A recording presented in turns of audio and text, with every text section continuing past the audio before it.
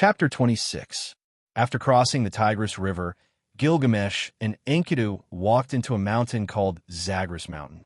The mountain was filled with cedar trees. Since Funbaba, the mythical creature of the forest, lived here, these cedar trees were growing very well. There were also signs of small animals moving around in the cedar forest. So this is the cedar forest where Funbaba lives. What a beautiful scenery. It seems like Funbaba lives up to its name as the mythical creature of the forest. Gilgamesh complimented without hesitation. Gilgamesh was never stingy with his compliments. Yes, I passed by this place when I was traveling. Although Funbaba is a mythical creature, Funbaba is not as ferocious as other mythical creatures. It only lives here quietly, guarding countless treasures. No one knows where it came from. I have never even heard of which mythical creature it is. Enkidu explained. Let's go. Let's deal with Funbaba first. We'll talk about the Hyunryong relic and the wood later. Gilgamesh said and started walking deeper into the forest. Enkidu hesitated for a while. He wanted to say something, but gave up after giving it some thought. The two of them walked through the dense forest and arrived in an open space. They saw a gigantic mythical creature that was filled with the aura of the forest. The mythical creature was covered with green fur. Its head was like a deer's, and its two huge antlers were like swords. Its body was like a bear's, but its gigantic body did not look barbaric. Instead, it gave off a special feeling of tranquility. That's a mythical creature, Gilgamesh said in disbelief. Yes, that's indeed the mythical creature of the forest, Funbaba. I was shocked when I first saw it. Although Funbaba is a mythical creature, for some unknown reason, Funbaba is not as ferocious as other mythical creatures. Enkidu explained to Gilgamesh. However, Gil, if our opponent is Funbaba, we can actually talk to it. Enkidu said thoughtfully. What do you mean? Gilgamesh asked in confusion. Funbaba has a gentle temperament. If you don't provoke it, it's actually a very easy magical beast to get along with. Because the fir forest is too lush, some people once got lost in this forest. They were all led out of the forest by Funbaba. This is also the reason why Funbaba is said to be the divine beast of the forest. Enkidu turned to look at Funbaba and continued. If it were me, I might be able to ask Funbaba to hand over the treasures and Hyunryong's relic. I might even be able to bring some fir trees back to Uruk. We can protect the forest's mythological beast, Funbaba, and also complete our mission. Isn't this the best of both worlds? After saying that, Gilgamesh looked at Enkidu happily. Gil, why are you looking at me like that? Is there a problem? Gilgamesh crossed his arms in front of his chest and said happily. As expected, Enkidu, you're becoming more and more like a human. Really? The reason why humans are called humans is because they have things that they need to protect.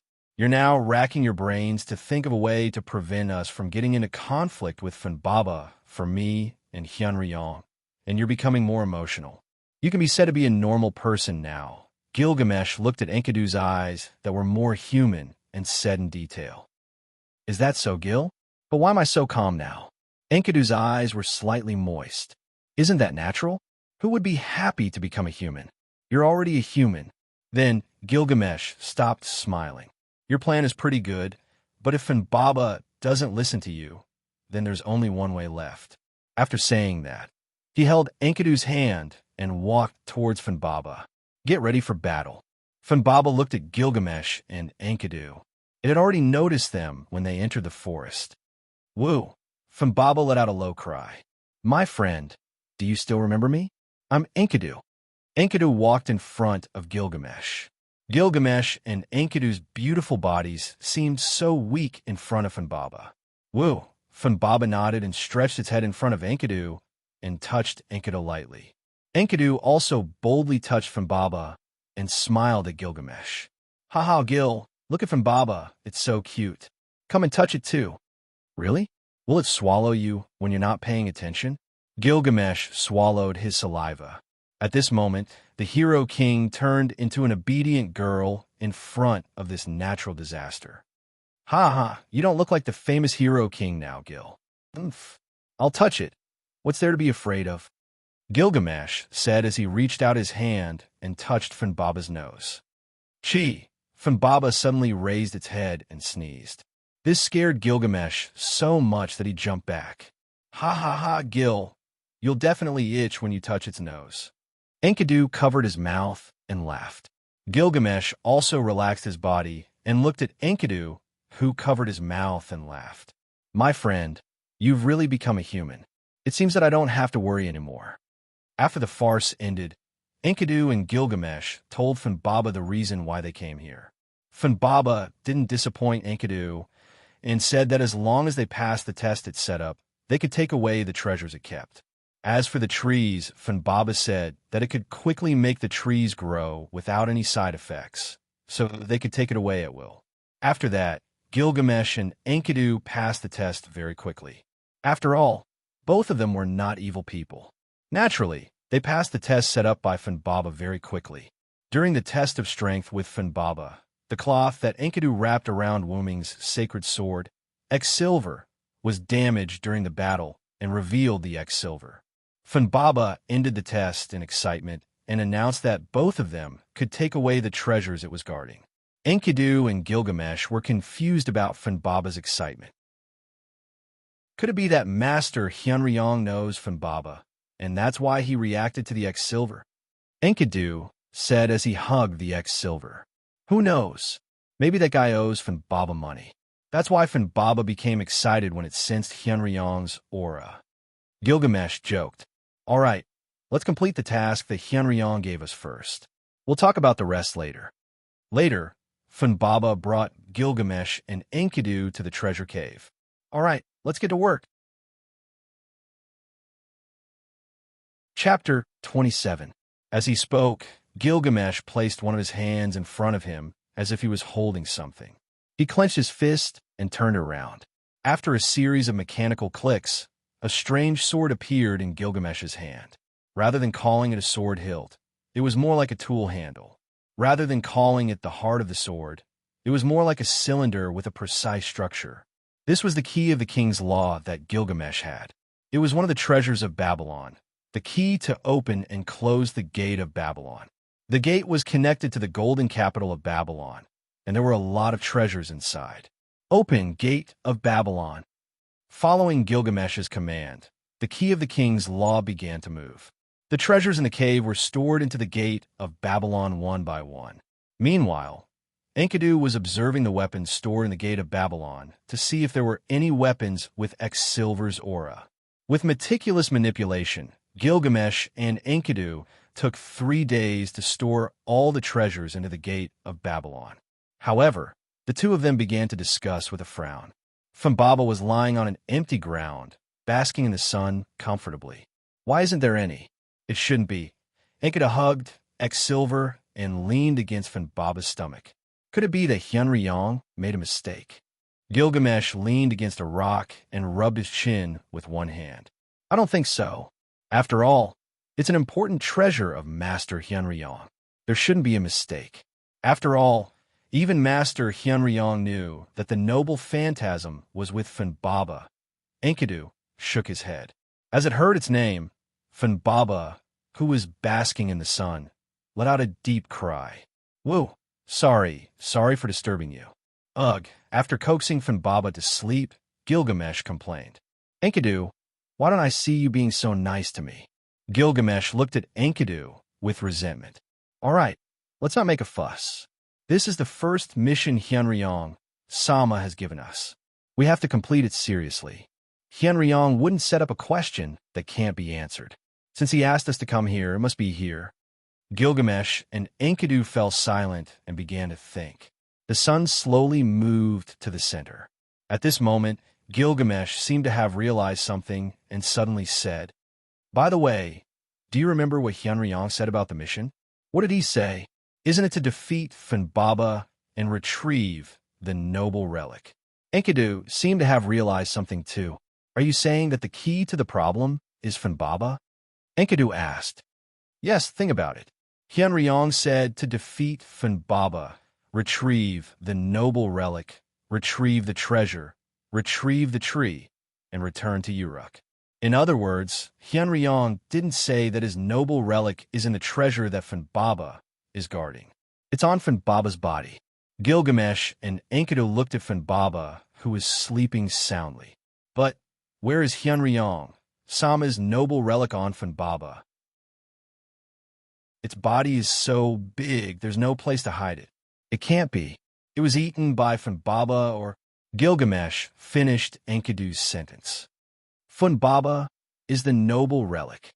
Now that I think about it, it's possible. After all, Hyunryong, Sama said to defeat Funbaba and retrieve the noble relic. There's a high possibility that Funbaba is Hyunryong's noble relic. This fits the reason why Funbaba suddenly appeared here. As if the mystery was solved, Gilgamesh and Enkidu let out a sigh of relief. The problem now is how to retrieve the noble relic. After all, it's impossible for us to kill Funbaba, but we can't let Funbaba follow us back to Uruk. Even if it's small, Funbaba might not follow us back. Gilgamesh facepalmed with one hand. That fella really knows how to create trouble for others.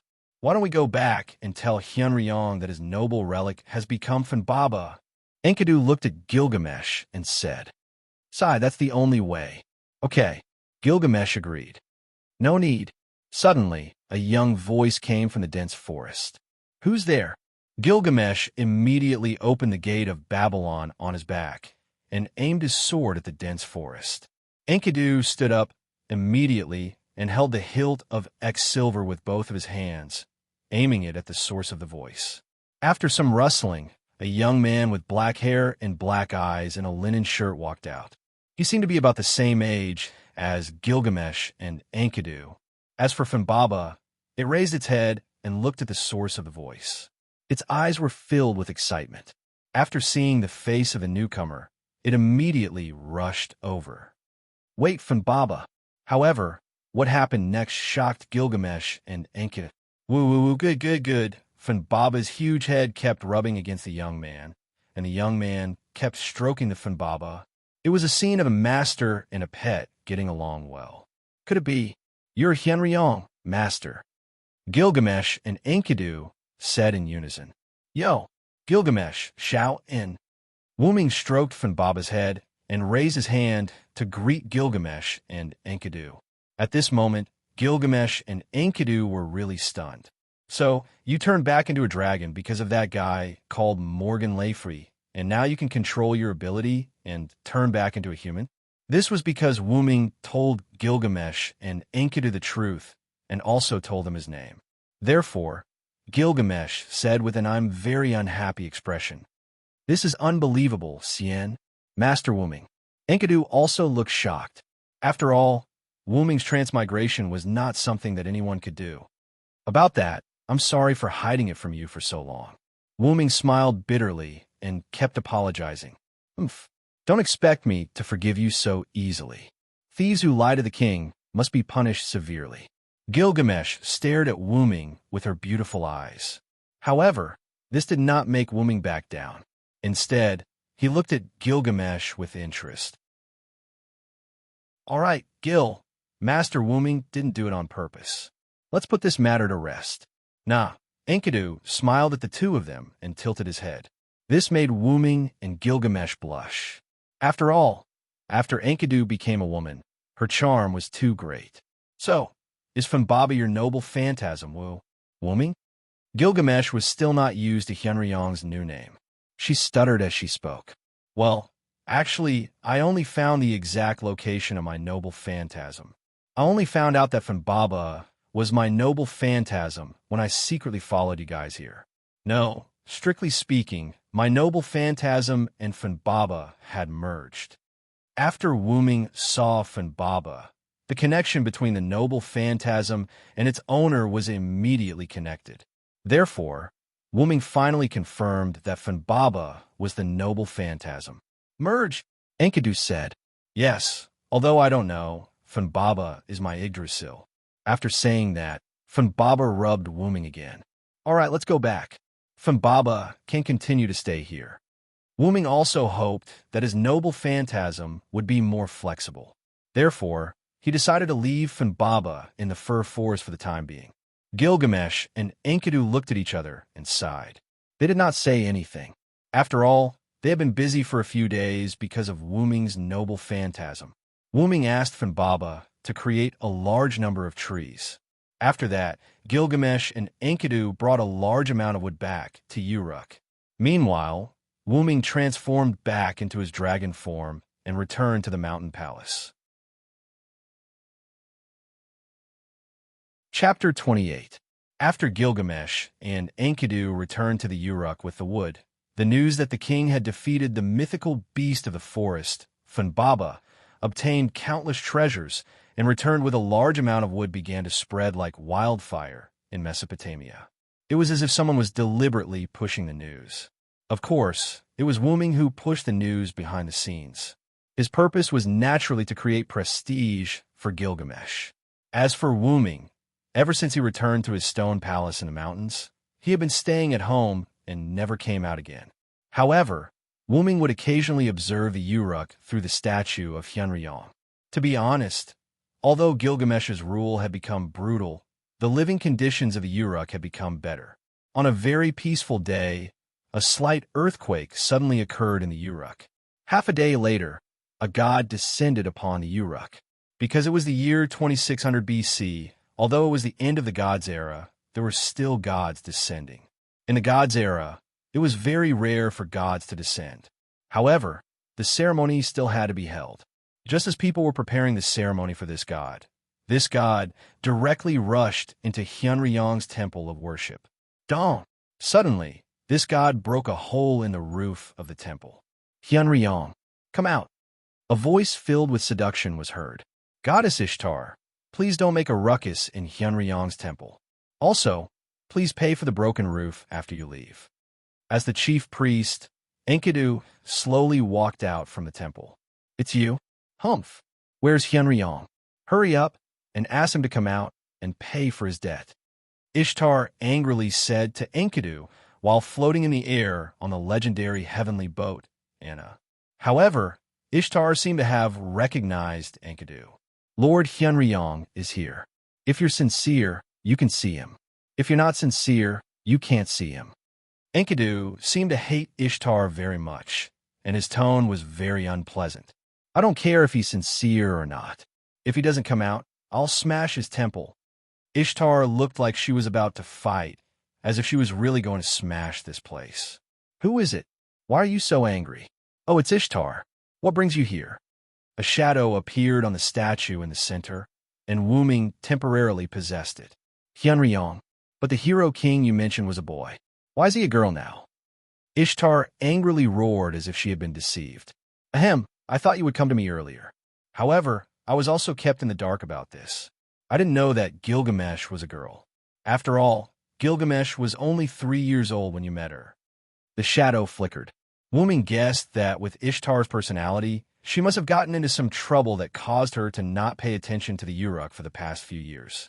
To be honest, the past few years were just a nap for a god. Humph! Let me tell you, I've already destroyed Abufa Mountain. This is only the interest. I don't want anything else. I heard that the hero king is a peerless beauty. If you let her follow me and become my maid, I might consider forgiving you. Who do you think you are? You want Gil to serve you? Enkidu's little face was filled with anger.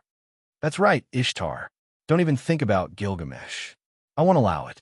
The stone statue emitted a powerful wave, and in an instant, Ishtar was subdued by this wave. All right then, just you wait. Humph.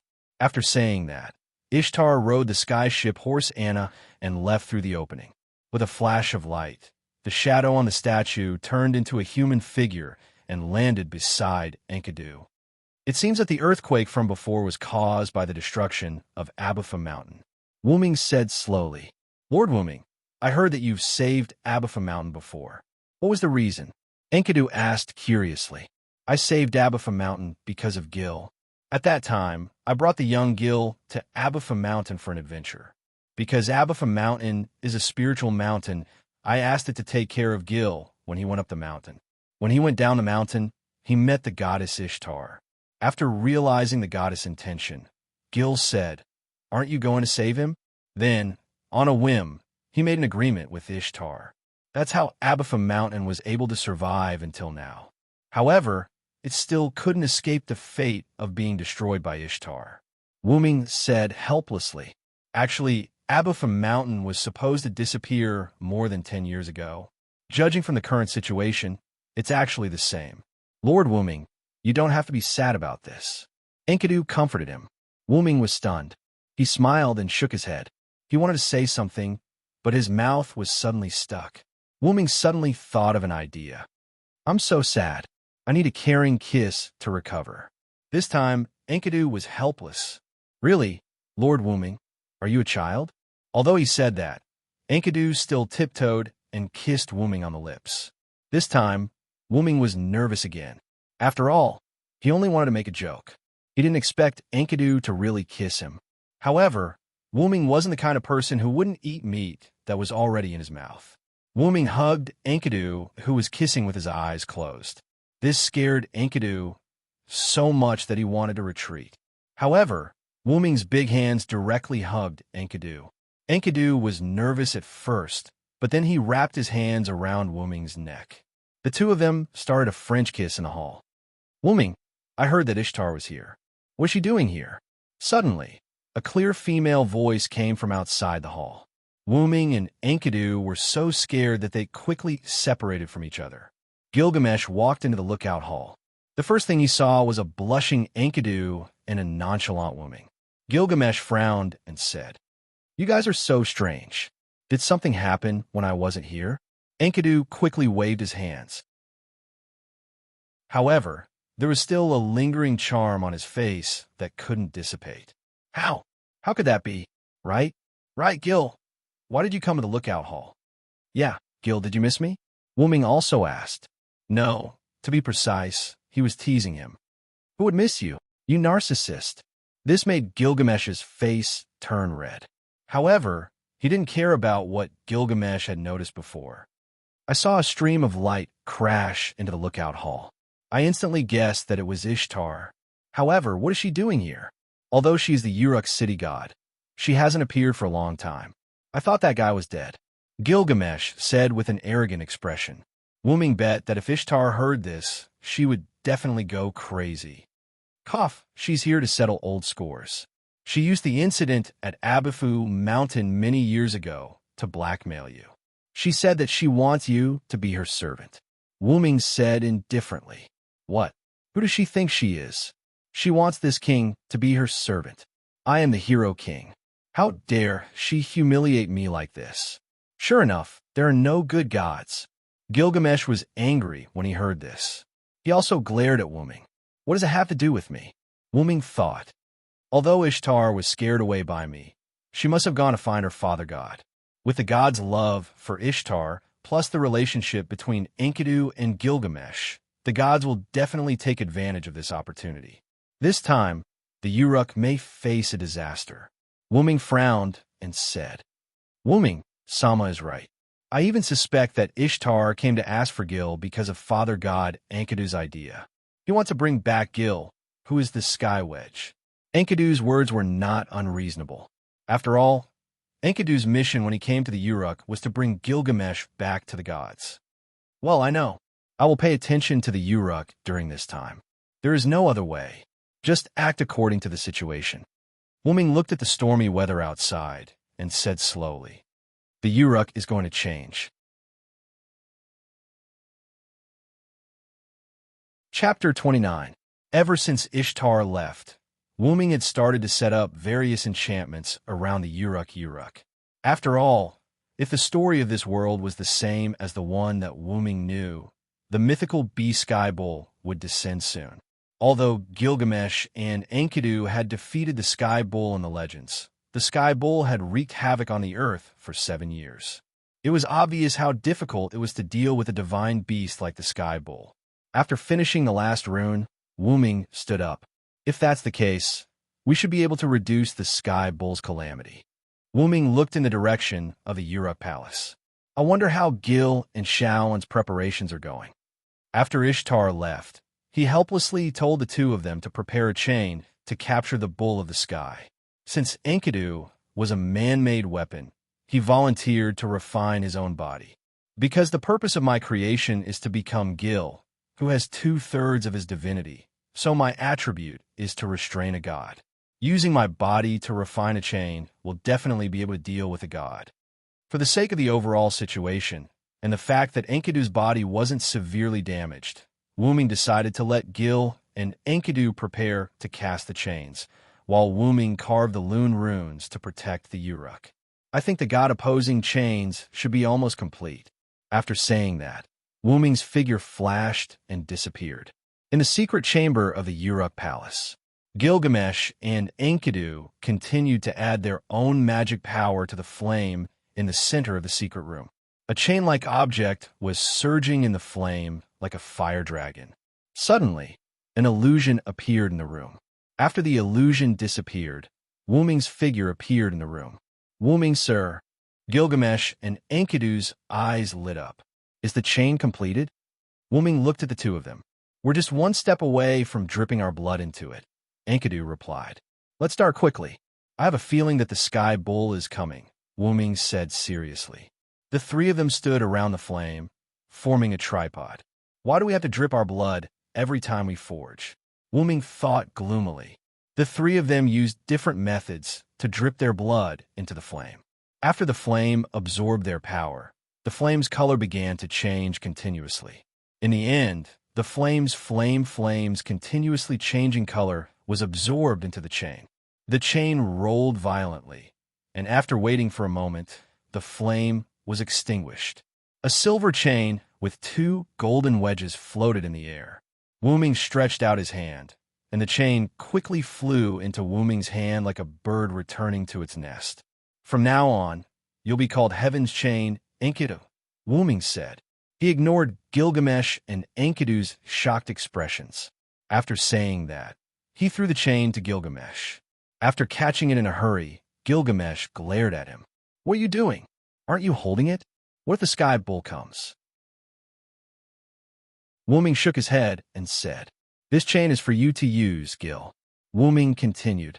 Because Enkidu can't participate in the battle, I'm going to return to my dragon form to deal with the sky bull. Is that okay? Will it cause any harm to your body, Lord Wuming? Enkidu asked with concern. Wuming had told Gilgamesh and Enkidu the reason why Enkidu couldn't participate in the battle. In that case, Gilgamesh and Wuming would be the ones to deal with the sky bull. Even if the gods wanted to punish Gilgamesh, they wouldn't be able to do it. After all, they needed a king that could connect the gods and humans, and Gilgamesh was not a candidate. As for Wuming, as the origin dragon, the gods were just ants. Well, that was in front of the adult origin dragon. But even if it was Wuming, he could still run away if he couldn't win. Don't worry, ever since I accidentally turned into my adult dragon form and used my own power to transform back, I've mastered the method to transform myself. Don't worry about me. Wuming patted Enkidu's head and smiled. Enkidu blushed at first, but then he smiled. It's good that Lord Wuming is fine. Looking at Wuming and Enkidu, who were enjoying their lovey-dovey moment, Gilgamesh frowned and suddenly shouted, Hey, why don't you find a place to show off your affection? Can't you see that I'm still here? Gilgamesh snorted and walked out of the secret room with Enkidu. Is Gil jealous? Wuming and Enkidu looked at each other and laughed. At this moment, in the sky above the Uruk, the wind and clouds surged, lightning flashed, and thunder rumbled. The figure of a bull seemed to be coming out of the clouds. Gilgamesh hurriedly returned to the secret room. Wuming, it seems like the bull of heaven you were talking about is here.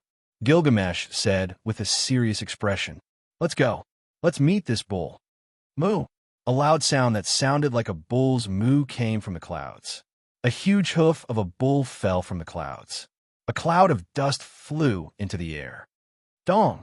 Then, the full appearance of the sky bull was revealed. This was a divine ox with a graceful bearing, full of a peculiar sense of beauty. Its horns and hooves were all golden in color. Wherever it stepped, the ground began to dry up, and wherever it passed, the rivers began to dry up. This was the sky bull, the Uruk's bull of disaster. What? What's that? Is this God's punishment? God, please protect us. After seeing the disaster brought by the sky bull, the Uruk citizens began to worship the gods. Just as they knelt down and prayed to the gods, a golden light flew into the sky. Stand up and hide in your rooms. This is only a demon beast. Watch this king kill it. Gilgamesh had a silver chain wrapped around her arm. She waved her small hand and gave orders to the Uruk citizens. Although Gilgamesh's temperament changed greatly after she became an adult, she was still the Uruk hero king. Although the citizens were afraid of Gilgamesh, they trusted her more. They trusted their king. After the citizens hid, the chain on Gilgamesh's hand began to dance in the air. Crash! After the sound of chains colliding, the sky bull was tightly bound by the Enkidu. The sky bull couldn't help but howl angrily. Moo! It was hard to say whether the sky bull was powerful or the Enkidu was weak. The sky bull was breaking free from the Enkidu bit by bit. Roar! At this moment, a powerful dragon's roar was heard. A silver-white, noble, and mysterious dragon flew towards the direction of the bull of heaven. At this moment, the bolder Uruk citizens began to pay attention to this disaster. That's Lord Hyunryong. No one knew who said this, but the Uruk citizens walked out of their houses one by one and began to pray to Wuming. Wuming began to fight with the sky bull. Both sides fought back and forth, but because of the Enkidu, the bull of heaven's strength was reduced by 80% to 90%. The bull of heaven was at a disadvantage. In the end, Wuming's claw pierced through the sky bull's heart. Following the sky bull's low cry, the sky bull collapsed. Uruk citizens, this bull was created by the gods to destroy you. The gods no longer need you. Only I, the legendary origin dragon, the legendary dragon, have made a contract with your king, Gilgamesh, to protect you. Remember my words and worship your king. Hero king, hero king, hero king. Wuming stood on the corpse of the sky bull while Gilgamesh stood on Wuming's head and received the cheers of the Uruk citizens. The sun shone on Gilgamesh. At this moment, she was like a saintess, beautiful and powerful. Chapter 30. Inside Gilgamesh's dormitory. Gilgamesh had been in a bad mood ever since he defeated the bull of heaven. Enkidu brought a plate of fruits and placed it in front of Gilgamesh. Enkidu looked at the depressed Gilgamesh and couldn't help but ask, "What's wrong, Gil? You've been like this ever since you defeated the bull of heaven." Gilgamesh picked up a piece of fruit and bit into it. Wuming was the one who took the credit for defeating the bull of heaven, but in the end, he let me receive the cheers of the people. If it wasn't for the Uruk, I wouldn't have accepted this kind of stolen credit.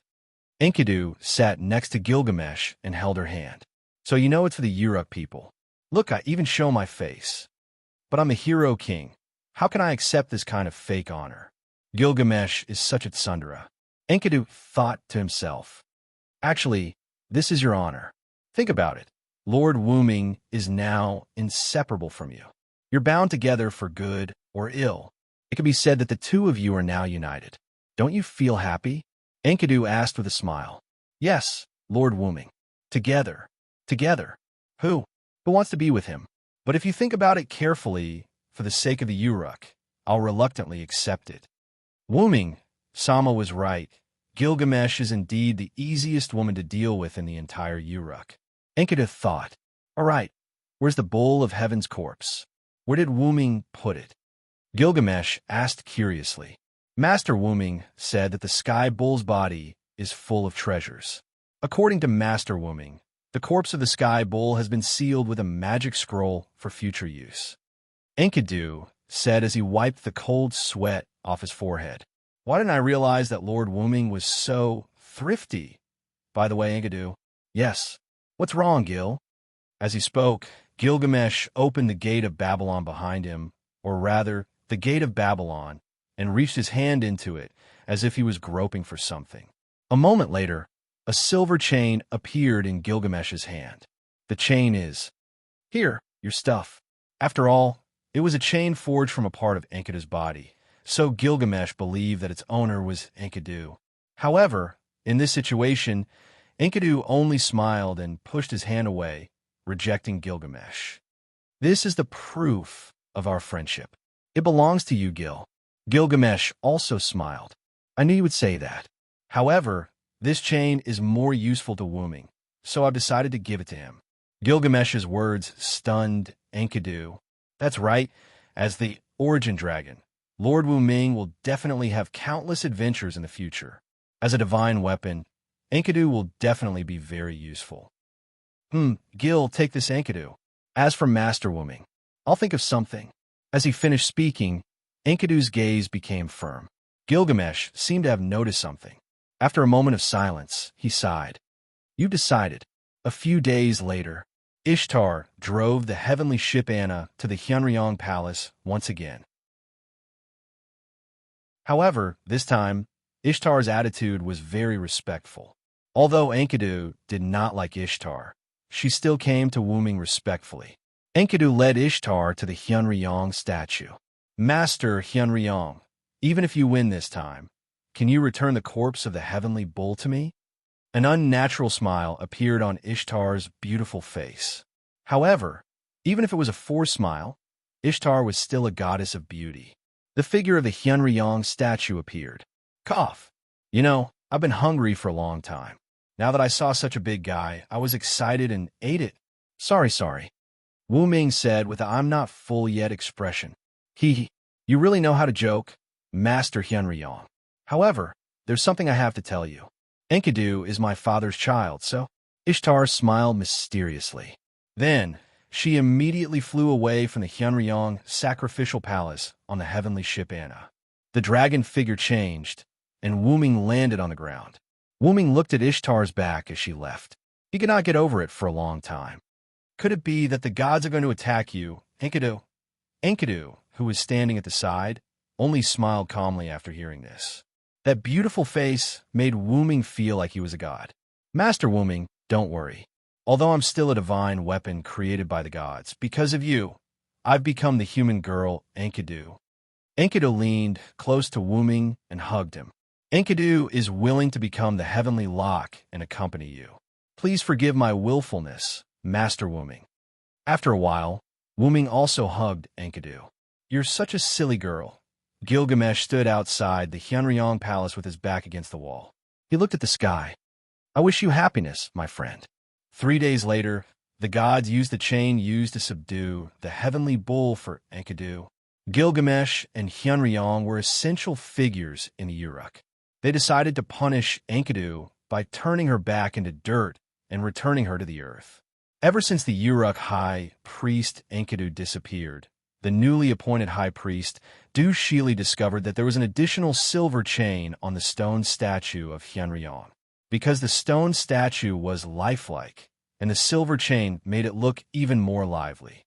Because of the pain of his friend's departure and the revelation given by Hyunryong, the Uruk king Gilgamesh abandoned his people and began his journey to find the immortal grass of immortality. After going through untold hardships to obtain the immortal grass, he was eaten by a snake because of his carelessness. King Gilgamesh was enlightened and returned to the Uruk, which was still prosperous because of Hyunryong's protection. He focused on governing the Uruk and died a good death.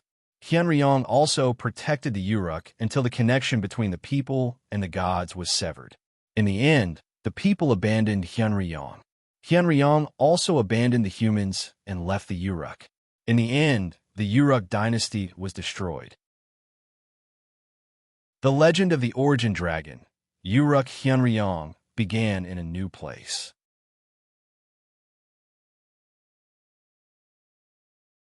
Chapter 31.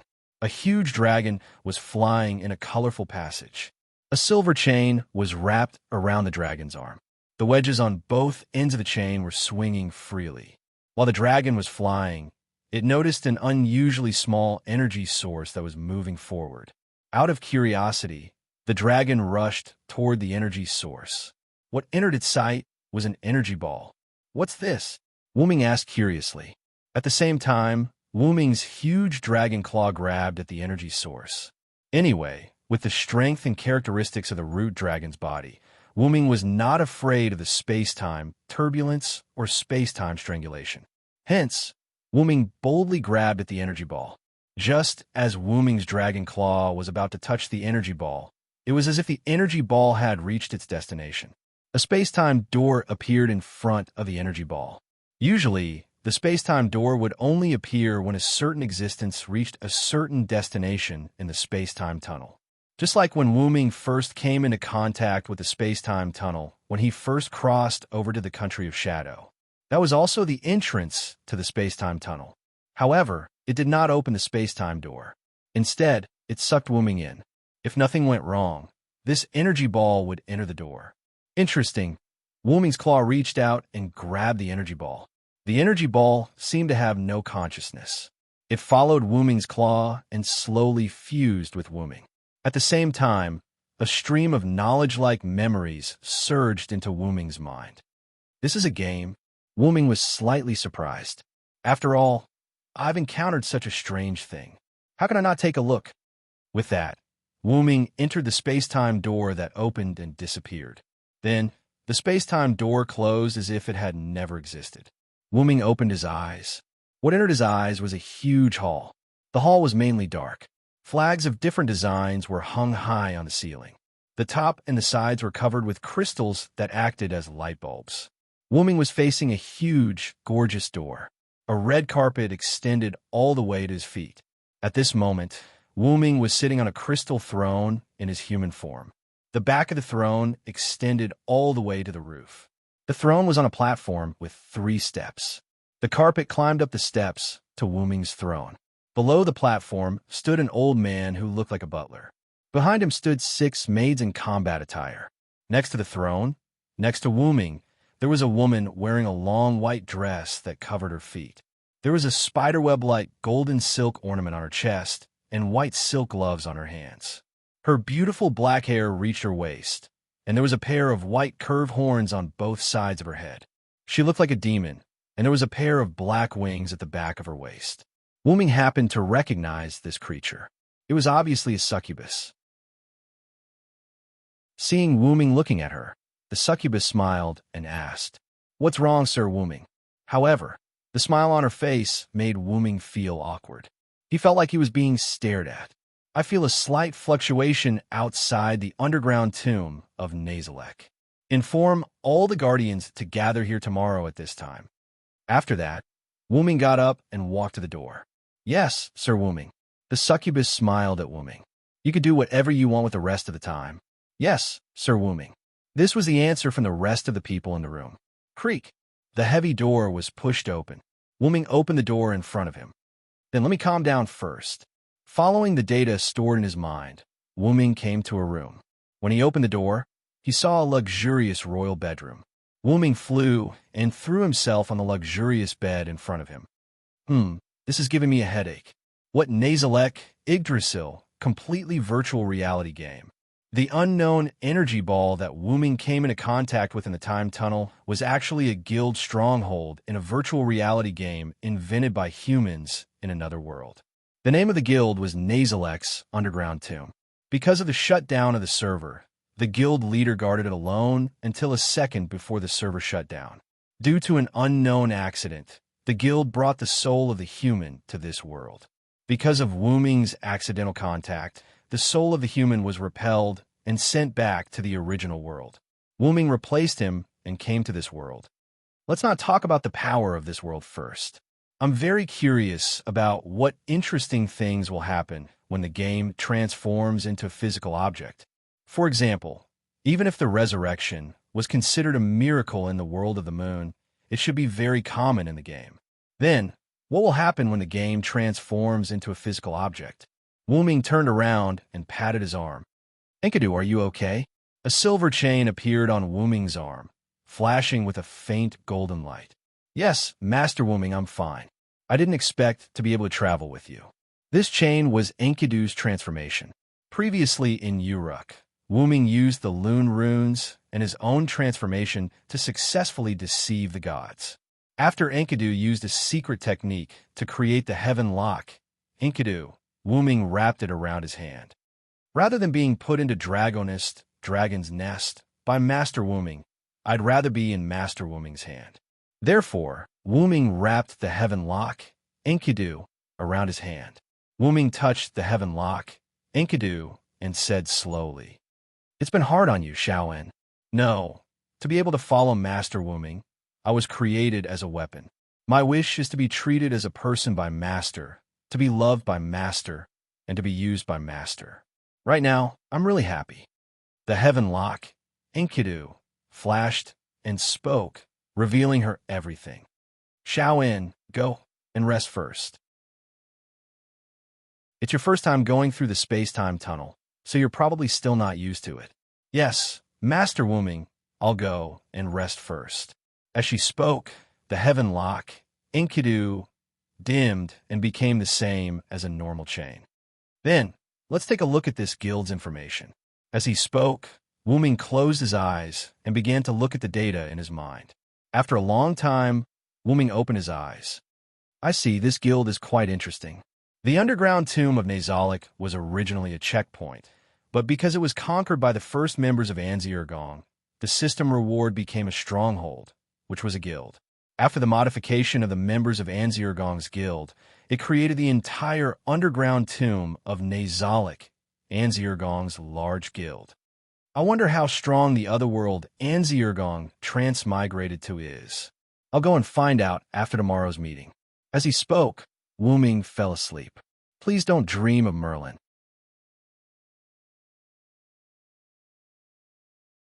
Chapter 32. The next day, Wuming woke up early in the morning. Wuming had arrived at the underground tomb of Nazalik late last night. In addition, Wuming had traveled through time and space for a long time. After a night of rest, he was no longer tired. Because the order from yesterday was to gather at night, Wuming decided to walk around the underground tomb of Nazalik himself. Wuming picked up a ring from the table and put it on his finger. Moved to the first floor. In an instant, Wuming's figure flickered and disappeared. That ring was the guild ring of the underground tomb of Nazalik, Ainsworgong.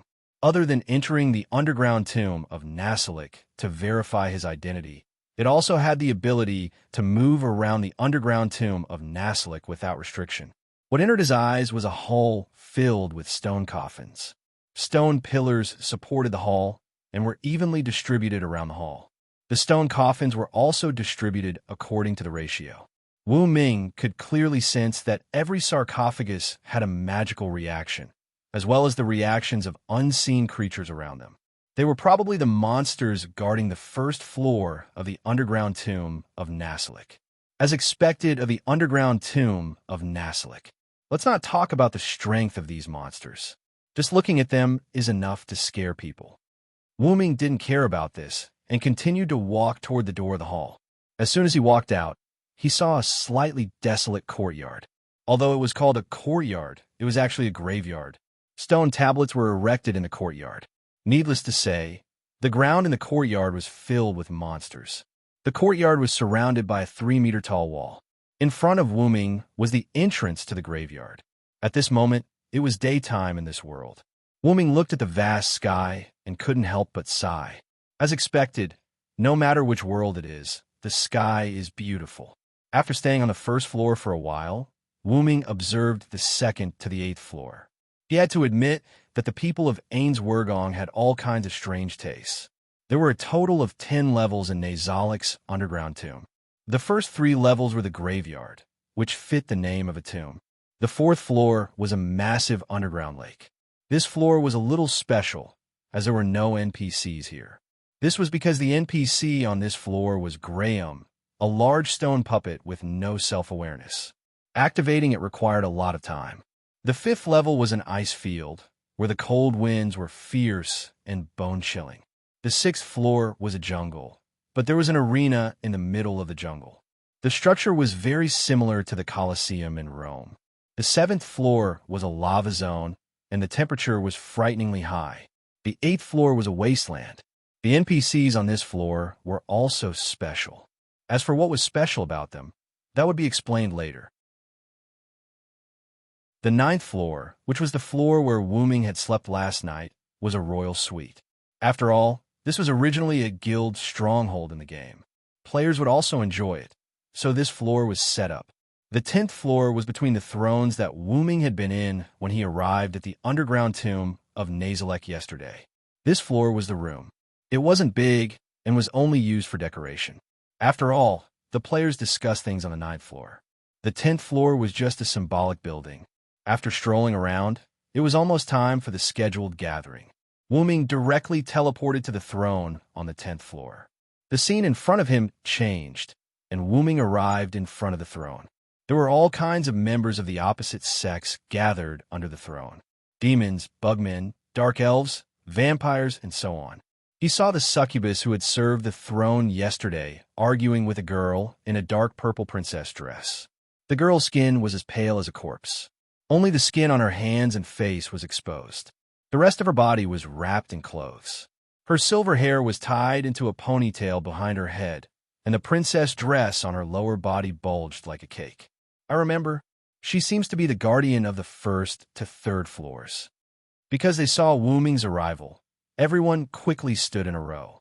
Everyone, offer your loyalty to the Supreme One, the succubus ordered, and the guardians began to kneel on one knee to greet Wu-Ming. Guardian of the 1st, 2nd, and 3rd floors, Shadi Bradford. Greetings, Lord Wu-Ming. The first was the girl who was arguing with the succubus. Guardian of the 5th floor, Cocytus. Greetings, Lord Wu-Ming. Cocytus was a huge blue insect with iceberg-like armor on its back and shoulders. Guardian of the 6th floor, Yon Bellafiora. Greetings, Lord Wu-Ming. A dark elf who wore men's clothes and spoke cheerfully and looked like a boy. Same guardian of the 6th floor, Mare Bellafiora. Greetings, Lord Wu-Ming. This was a dark elf who wore women's clothes and spoke shyly and nervously, looking like a girl. The guardians of the 6th floor were a pair of dark elf twins. That's right, the older sister in men's clothes and the younger brother in women's clothes. If Wu-Ming hadn't read the information, he wouldn't have thought that the nervous, shy, introverted mare in cute women's clothes was a boy. Guardian of the 7th floor, Demiugos. Greetings, Lord Wu-Ming. Demiugos wore a British suit and had a metal tail on his back. The tip of the tail was burning with a faint black flame. He wore gold-rimmed glasses and had slightly pointed ears. If one didn't look at the tail behind him, anyone would think that he was an outstanding businessman. Chief Guardian, Yair Bella. Greetings, Lord Wu-Ming. The succubus from yesterday, Yair Bella, lowered her head and reported to Wu-Ming. What's going on? This gaze is comparable to Maeve's. I really don't know what the player who designed Yair Bella is doing. Other than the guardian of the 4th floor, Kagandua, and the guardian of the 8th floor, Victim, all the guardians of the other floors are in front of you. Supreme, please give the order. We will not hesitate to go through water and tread on fire. Wu-Ming sat on the throne and looked at them quietly. After a moment, Wu-Ming spoke. The main reason I called you here today is to tell you about the situation in the underground tomb of Nazalek. The guardians raised their heads slightly and looked up at Wu-Ming.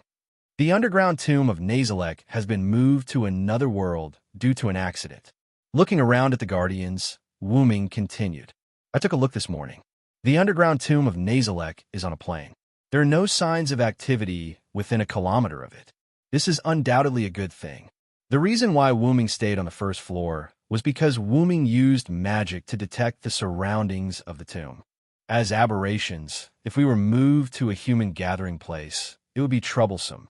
In the game Yggdrasil, there are only 3 races for players: humans, subhumans, and aberrations. Humans were categorized as dwarves, elves, and so on. Subhumans were categorized as goblins, ogres, and so on. As long as they were not humans or subhumans, they were all aberrations. For example, slimes, bugmen, demons, and so on. Of course, Wu-Ming was a dragon in the minds of these NPCs. He used a secret technique to switch between human and dragon forms.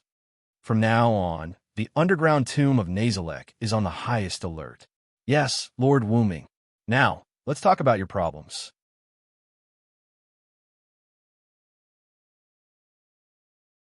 Chapter 33. There was a long hole in the wall in front of Wu-Ming that looked like a cupboard. There was a twisted scepter floating in the hole. The tip of the scepter was in the shape of a cup, and there were 7 snakes coiled clockwise in the cup. Finally, the snake heads poked out of the cup, and each snake had a gem in its mouth. The 7 gems of different colors shone with a mesmerizing light. Wuming reached out his hand, and the scepter automatically floated into Wuming's hand. Holding the twisted scepter, Wuming looked at the twisted black and purple souls that appeared in the cup of the scepter. He could not help but feel helpless at Ain's Ergong's bad taste. This should be a guild weapon, right? The so-called guild weapon referred to the core of a guild. Once the guild weapon was destroyed, the guild would disintegrate. Therefore, guild weapons were usually placed in the core of the guild for protection. However, Ain's Ergong's guild weapon was a powerful weapon. According to the information, the staff of Ain's Ergong itself was a divine weapon. The 7 gems in the 7 snakes at the tip of the scepter were also rare divine weapons, and it was a set of equipment. The power of the 7 gems was not just 1 plus 1 plus 1 plus 1 plus 1 plus 1 plus 1 is equal to 7, but it was far greater than that. This made the staff of Ain's Ergong comparable to a world-class item, or even greater. Yggdrasil World Tree S weapon grade classification was as follows: low grade, mid grade, high grade, heritage grade, relic, legendary grade, and divine weapons. Divine weapons were generally top grade, but Yggdrasil World Tree had world-class items. The so-called world-class items were the 200 top-grade items in Yggdrasil World Tree. The power of these top-grade items could only be matched by other world-class items. Among the 200 top-grade items, the strongest 20 world-class items were specially called 20. These 20 items had the ability to severely disrupt the game's balance. Because of this, these 20 world-class items could only be used once. After using them, they would disappear. In the game, these 20 world-class items would disappear after being used. After that, they would reappear somewhere in the Yggdrasil World Tree. According to Wuming's memories, Ain's Ergong was the guild with the highest number of world-class items. They currently had a total of 11 world-class items. Originally, they had 12 world-class items, but one of them was taken away by an enemy guild. In the Yggdrasil game, the guild with the second highest number only had 3 world-class items. From this, it could be seen how powerful Ain's Wugong was. Among the 11 world-class items that belonged to Ain's Wugong, 2 of them were ranked 20 world-class items. These 2 world-class items were stipulated by the guild members that they could only be used when the enemy used an item of the same level. The staff of Anzi-Ergen. Wuming could not help but sigh. Wuming couldn't help but think as he looked at the large amount of information about the scepter. The people of Ain's Ergong must really love their guild. After all, the process of making this scepter was too difficult. If it were not for the difficulties of daily life, Wuming believed that the members of Ain's Ergong would have persevered until the server was shut down. If that's the case, let me strengthen the name of Ain's Ergong, Wuming said as he raised the staff of Anzi-Ergen. This could be considered as a form of consolation for these NPCs who had lost their parents. After Wuming stored the staff of Anzi-Ergen into Dragon's Nest, he used the ring of Anzi-Ergen to teleport to an office-like room. At this moment, Demiugos was already waiting in the office. Seeing Wuming arrive, Demiugos quickly knelt down on one knee. Master Wuming. Wuming waved his hand to signal Demiugos to get up. Get up, Demiugos. You don't have to kneel every time you see me. Just bow. Yes, Master Wuming. Demiugos stood up and put the paper in his hand on the desk. Master Wuming, these are the statistics of Nazarik's underground tomb and the preparation plan for exploring the surroundings of Nasarik. Please take a look. Hearing this, Wuming sat in the office chair behind the desk. He picked up the information that Demiugos had compiled and began to read. The overall performance of Nazarik's underground tomb hasn't changed, but the consumption of gold coins is lacking. Wuming asked without raising his head. Why is Nasarik running out of gold coins? Demiugos also shook his head. No, after the other Guardians and I tested all of Nazarik's production performance, we only suffered a slight loss of gold coins. However, we can no longer obtain Yggdrasil World Tree gold coins. After a while, Nasarik will be in danger. I don't know if the gold coins of this world can be used for Nazarik's underground tomb. so I have stopped the consumption of unimportant gold coins. Wu Ming, who was still flipping through the information, heard this, and the emblem on his arm flashed. Crash! A bag of jewelry and gold nuggets fell on the table. This is the treasure I collected from other places. Go and see if it can be used for Nazar's operation. Yes. Dimugos picked up the bag on the table. Regarding the exploration of Nazar's surroundings, cancel the plan. I will go personally. Dimugos was shocked and knelt down on one knee. No, how can we let Lord Wu Ming take the risk? If you're worried, you can let us Guardians explore. Please take back your order. Putting down the information, Wu Ming said helplessly. Don't worry, Dimugos, I will bring my men. In the current situation, it is wise to send the highest combat power. If there is an existence that even I can't defeat, it will be useless even if you go. Lord Wu Ming, you also said that there's an existence that even you can't defeat, so it is wise for us to explore. After that, Wu Ming and Dimugos did not speak. A moment later, get up, Dimugos, I have made up my mind. At worst, I will bring Yerbed. Yerbed was Nazar's guardian, so he had the strongest defense. Whether it was his own defense or the protection of a specific person, Yerbed had the strongest defense. Yes, Lord Wu Ming, I wish you the best of luck. That's all. The plan will be implemented in 3 days. Let's first operate Nasrik properly. Yes. Then please forgive me for taking my leave. Go ahead. Dimugos turned around and left the office. After that, Wu Ming leaned on the soft back of the chair and let out a long sigh of relief. This is a different world, a different world. How can I not take the risk? I am a traveler. 3 days later, in the library on the 9th floor, Wu Ming was tidying up all kinds of magic books. After all, there were many practical spells in Yggdrasil, such as detection, anti-reconnaissance spells, and teleportation gates, which were more practical for Wu Ming. All right, that's all for now. As expected of one of the strongest guilds, the members of Ains Wugong really can't be underestimated. There were a lot of books in the library, although more than half of the books were biographies and background stories, and some of them were guides. Magic books only took up a small portion, but the number of books was still shocking. Wu Ming had been reading for the past 3 days. He had only spent some time organizing the books to be stored in Dragonist, but the collection of books did not affect the library at all. Yerbed should be waiting for me in the throne room now. As he spoke, the ring of Ains Wugong on Wu Ming's hand lit up, and Wu Ming disappeared. Wu Ming's journey to the other world was about to begin.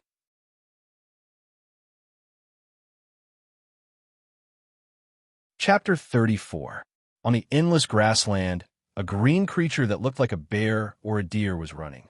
Taking a closer look, the creature carried 2 people on its back, a man and a woman. The man had black hair and black eyes. He was wearing Sumer-style clothes and looked very exotic. The woman had black hair and golden vertical pupils. She had 2 twisted horns on her head. She was wearing a white dress and had a pair of black wings behind her waist and abdomen. Although the woman was beautiful, she was obviously not human. What a strange magical beast, Lord Wu Ming. Abed sat on Fan Baba's back and praised. Is that so? Is there no such magical beast in Yggdrasil? Wu Ming lay on Fan Baba's back and basked in the sun. Well, although there are similar magical beasts, I have never heard of weapons and equipment turning into magical beasts.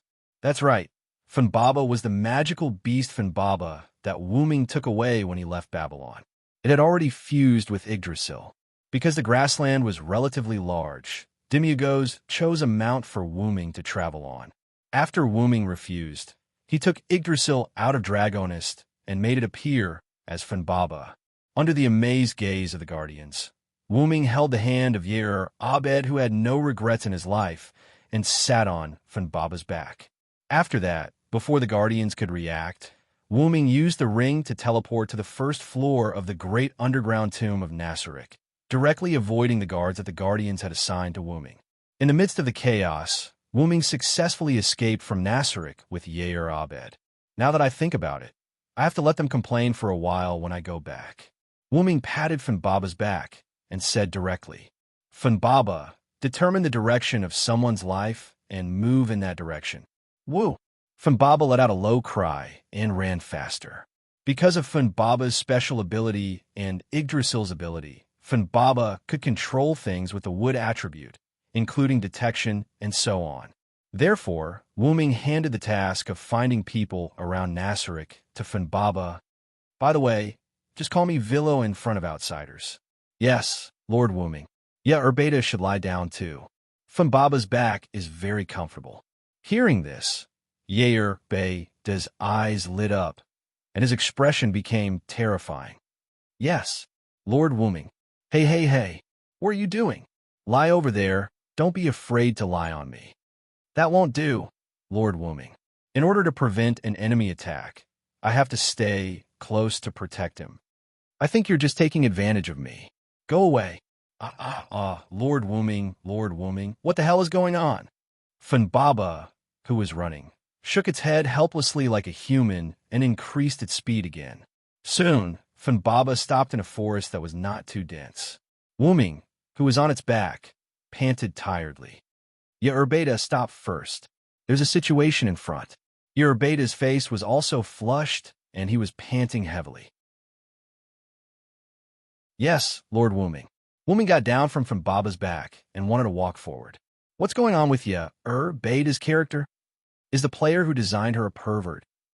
After getting rid of the messy thoughts in his heart, Wuming looked forward. Wuming took a closer look. Houses were lined up on a flat ground. There weren't many of them, only the number of a village. Although the houses were simple, they were full of vitality. However, the ground and walls of the village were now full of dark red liquid, which was disgusting. That's blood. Knights in full-body armor wielded swords and killed unarmed villagers one after another. At this moment, a pair of sisters escaped from the village in the direction of this forest. However, behind the two of them were two soldiers. Coincidentally, the younger sister of the sisters fell because she was too young. Quick, Nim, get up quickly. We have to get out of here quickly. Because she often did farm work, the older sister's physical fitness was obviously much better than the younger sister. She pulled the younger sister up from the ground with a little strength. Okay, I know, sister, Nim said while holding back her tears. Okay, let's run. Just as the older sister was about to pull the younger sister and run again, an exasperated voice sounded. Run. Where do you think you're going? A knight who slaughtered the villagers stood behind the sisters. I can't believe I was delayed by you two brats. I'm so angry. The knight roared and swung his sword at the sisters. Nim, the older sister quickly hugged the younger sister. At the same time, she also closed her eyes. Clank! The expected pain did not come.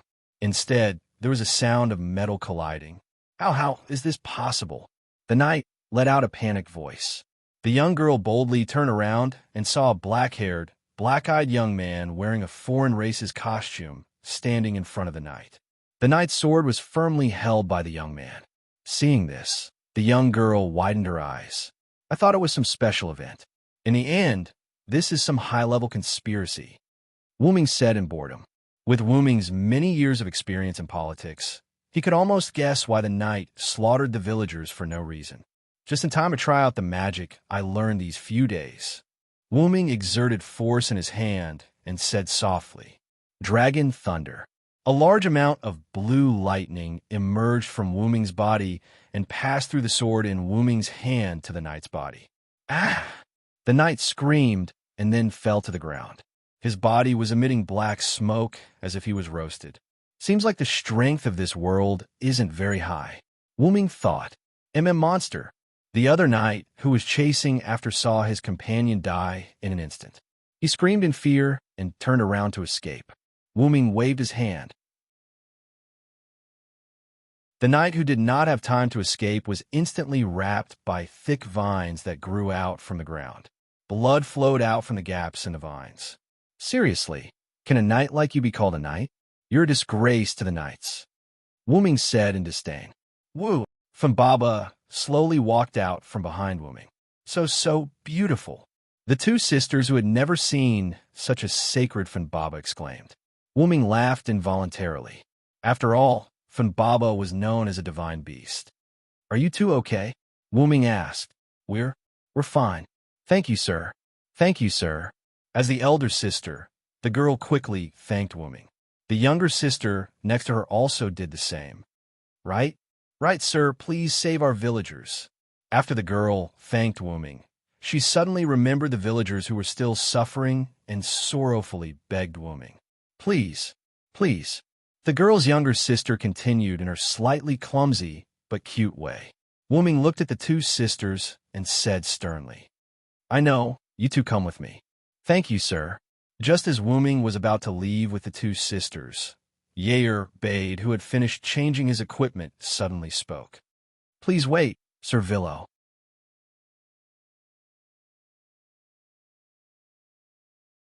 Chapter 35. What's wrong, Yair Bade? Wooming asked.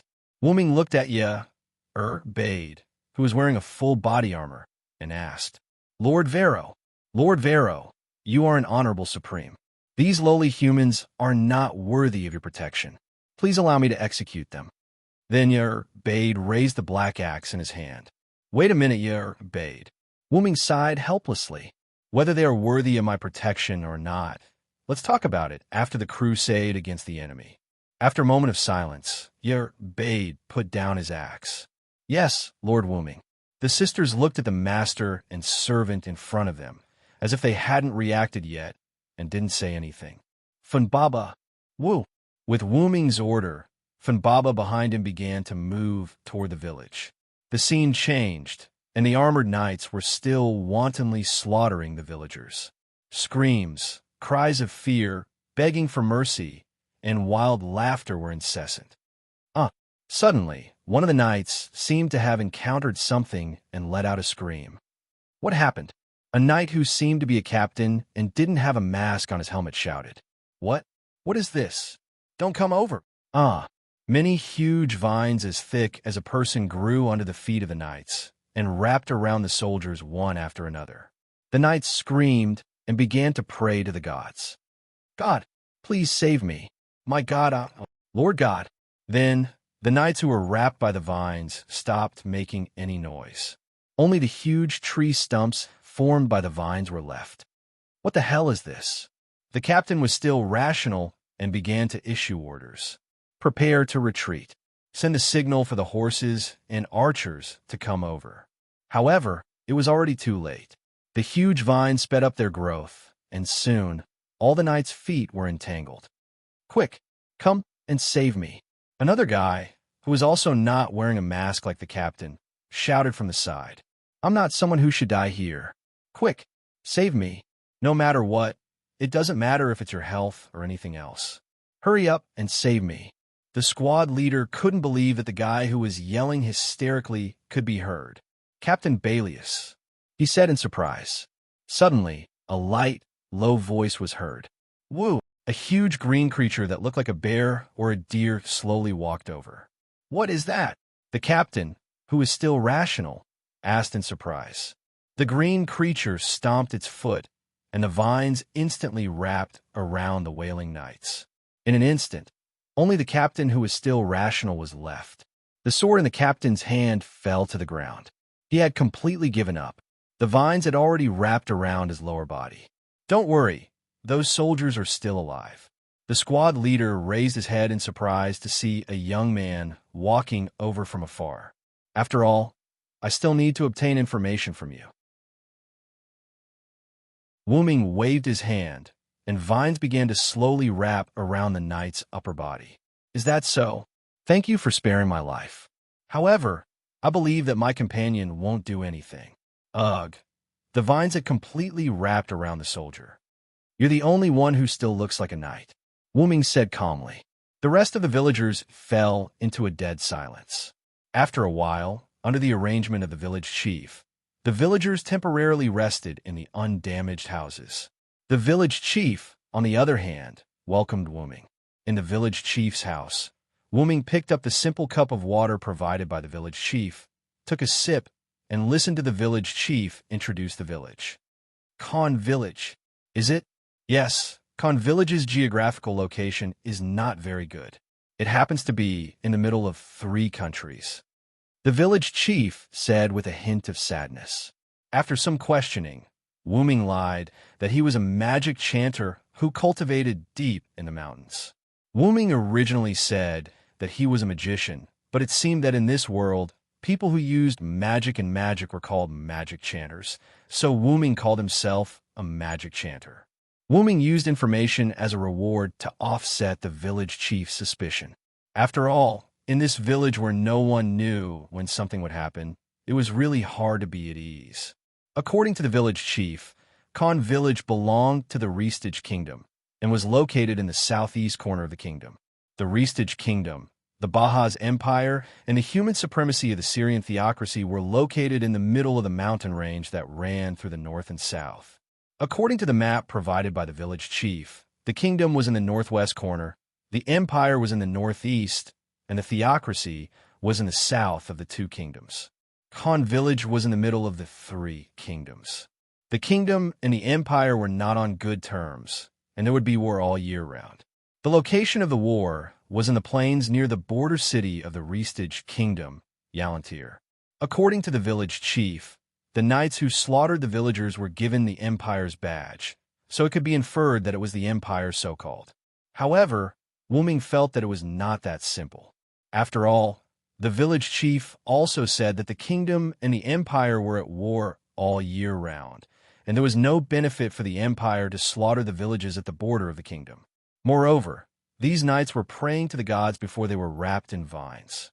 It seems that I have fallen into some conspiracy again. After asking the village chief for the necessary information, Wu Ming bid farewell to the village chief and went out. Lord Wu Ming, Yair Bade had been guarding outside the door. As for Funbaba, Wu Ming asked it to check if there were any other enemies in the surroundings. After all, the captain just said that he was going to send a signal. I have gathered enough information. In short, the underground tomb of Nasrik is safe in this world for the time being. Yes, what should we do with the inferior creatures that were captured by your magic beasts? Wu Ming pondered for a moment and asked. Summon the subordinates of Nasrik who have special invisibility skills and transport all the knights to Nasrik. Funbaba just told me that there are still some knights nearby that have been captured by Funbaba. Also, transport those knights to Nasrik and get more information from them. Yes, Lord Wu Ming. I will contact Demiugos right away. Yair Bade placed his hand on his temple near his ear and began to contact Demiugos. All right, remember not to kill them first. Also, do some anti-reconnaissance work. After all, we don't know if these people have tracking magic or something like that on them. Yes, Lord Wu Ming. After saying that, Wu Ming walked away and began to walk around the village. As he walked, Wu Ming heard a lot of crying.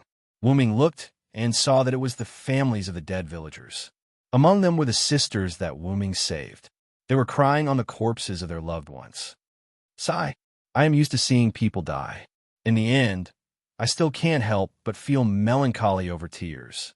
Whether it was in Connaught or Camelot, Wu Ming was used to seeing all kinds of deaths.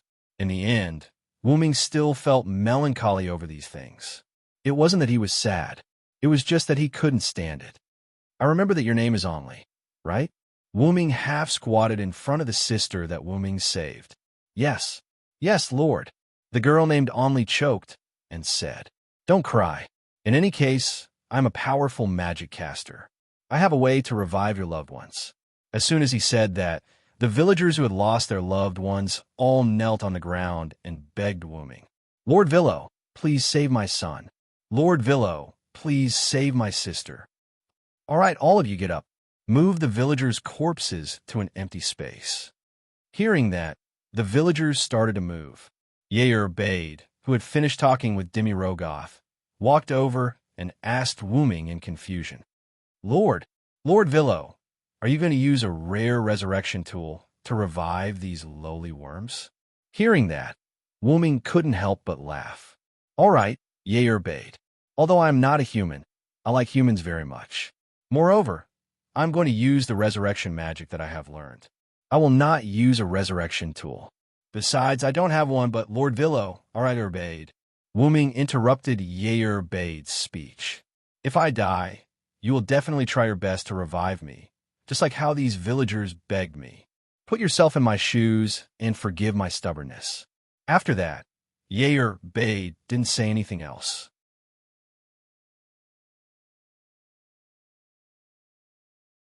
Chapter 36. The villagers had already moved the corpses to the village square. Everyone made way for Wu Ming and waited quietly for him to cast the spell. Although I also learned a resurrection spell because of interest, I have never tried it before. I don't know if it will work on these villagers. Wu Ming shook his head and walked forward. The sixth order spell, Angel's Return. Wu Ming accidentally saw this spell in Nazarik's library. In the Yggdrasil world tree, magic was divided into 10 levels. There were 1st to 10th level spells. In Yggdrasil, there was also a supreme level spell, which was the 11th level spell. Supreme level spells were more like skills than magic. There were many restrictions. Not only did it take time to cast, but there was also a limit to the number of times it could be used per day, and it could not be cast continuously. The cooldown after casting could not be offset in Yggdrasil. Whether it was a Krypton item or something else, it could not offset the cooldown time. Of course, these were all obtained from Wu Ming's data memory. Wu Ming chanted the name of the spell, waved his hand, and a holy light rose into the sky. The light shot into the sky and gathered into a large sacred cloud. The cloud transformed into the appearance of an angel.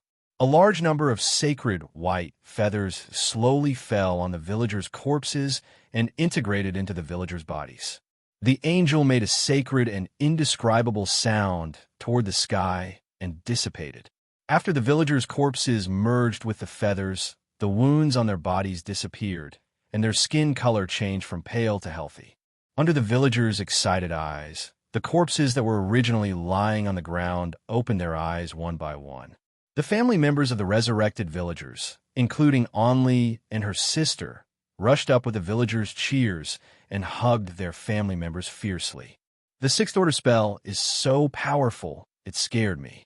It seems that I have to go back to Nasarik to find some items to use. Wu Ming did not expect this spell to be so amazing. After all, the Dragon Thunder that Wu Ming used before was also a sixth order spell. Wu Ming, Sama, Yauda has been waiting outside the village with the special forces. At this time, Yauda walked behind Wu Ming. Stay low for now. I don't think it will be so simple this time. Yes. Wu Ming couldn't help but sigh as he turned to look at the villagers who were crying with joy. To be able to see you all so happy, my efforts have not been in vain. After all, ever since Wu Ming could remember, he had always thought that he was a human being. After knowing that he wasn't, Wu Ming still had special feelings for humans. After settling down the villagers who had just been revived, the village chief grabbed Wu Ming's hand and thanked him profusely. Thank you so much, Sir Villo. Wu Ming felt a little helpless against such a village chief. All right. Village chief, you've thanked me enough. Village chief, you've just suffered a disaster. You should go and arrange the situation of the village. All right, Sir Villo, thank you so much. Just as Wu Ming was about to say something polite, a villager suddenly ran over. Not good, village chief. A group of cavalrymen is approaching. What? This. Sir Villo. Seeing the village chief's expression, how could Wu Ming not know what was going on? I understand, village chief. Let the villagers hide first. I'll go with you to see what's going on. All right. After a while, Wu Ming and the village chief stood at the entrance of the village. A group of cavalrymen with different equipment rode over. The leader was a man in his 30s. The man rode his horse to the front of Wu Ming and the village chief and said, I'm Gejif Stolanov, the head warrior of the Riesti kingdom. I heard that there were cavalrymen from the Empire causing trouble nearby. I've been ordered by the king to suppress them. I'm currently patrolling the villages. The head warrior of the kingdom, the village chief said in shock. Wu Ming looked at the village chief in confusion. The village chief hurriedly said, I've only heard that the head warrior of the kingdom is the strongest man in the kingdom. That's just the king's love and respect. It's just a title, not worth mentioning. Gejif looked at Wu Ming again. May I know who you are? Nice to meet you, head warrior of the kingdom. My name is Villo Silenst. I'm a magic chanter who was passing by and saw the village chief being slaughtered. "I'm here to help." As if he heard something unbelievable, Gejif quickly got off his horse and walked to Wuming. He held Wuming's hands. "Thank you so much for saving this village." Looking at Gejif's sincere eyes, Wuming was stunned for a moment. "Seems like he's a good official who cares about the people. I'll save him." "You're welcome, head warrior." Suddenly, someone from Gejif's troop ran over. "Head warrior, there are many figures nearby. They're closing in on the village." Seeing this, everyone frowned. Seems like someone can't sit still. Soon, Gejif's troop and Wuming retreated to the outermost house of the village chief. Wuming looked at Gejif, who was observing the situation outside, and asked directly, "Who are those people outside?" Gejif retracted his gaze and looked at Wuming. To be able to mobilize so many magic chanters, it could only be the Si Lian cult. And it's a special troop directly under the head priest, one of the Si Lian cult's 6 color holy books. After hearing this, it seemed to confirm Wuming's thoughts. "Seems like they're coming for you, head warrior." Gejif was stunned for a moment. After thinking carefully, he realized that they were really coming for him. "Oh, I didn't expect the cult to want to get rid of me." After that, Wuming said with a smile, "You're very lucky, head warrior." "Hmm? What do you mean?" Gejif was puzzled. "Seeing that you have a good temper, I've decided to help you." Hearing this, Gejif was overjoyed. "Really, Lord Silenst? Thank you so much." After all, Gejif and the others had learned from the village chief that Wuming had a very powerful magic beast. "Then, head warrior, please wait for me here." As he said that, Wuming began to walk out of the house. "Wait, Lord Silenst. No matter what, they have the advantage in numbers. Please don't be rash." Good Gejif still felt that it was better to be cautious and advised Wuming. "Don't worry, head warrior. Also, just call me Villo. Silenst is too long." As he said that, he left the house with Yair Bade and advanced towards the enemy. Lord Villo. Good Gejif looked at the two with a complicated gaze. Slowly, Wuming brought Yair Bade to a very close distance with the enemy. The enemy did not seem to be afraid of Wuming and did not stop them. Suddenly, the atmosphere was tense.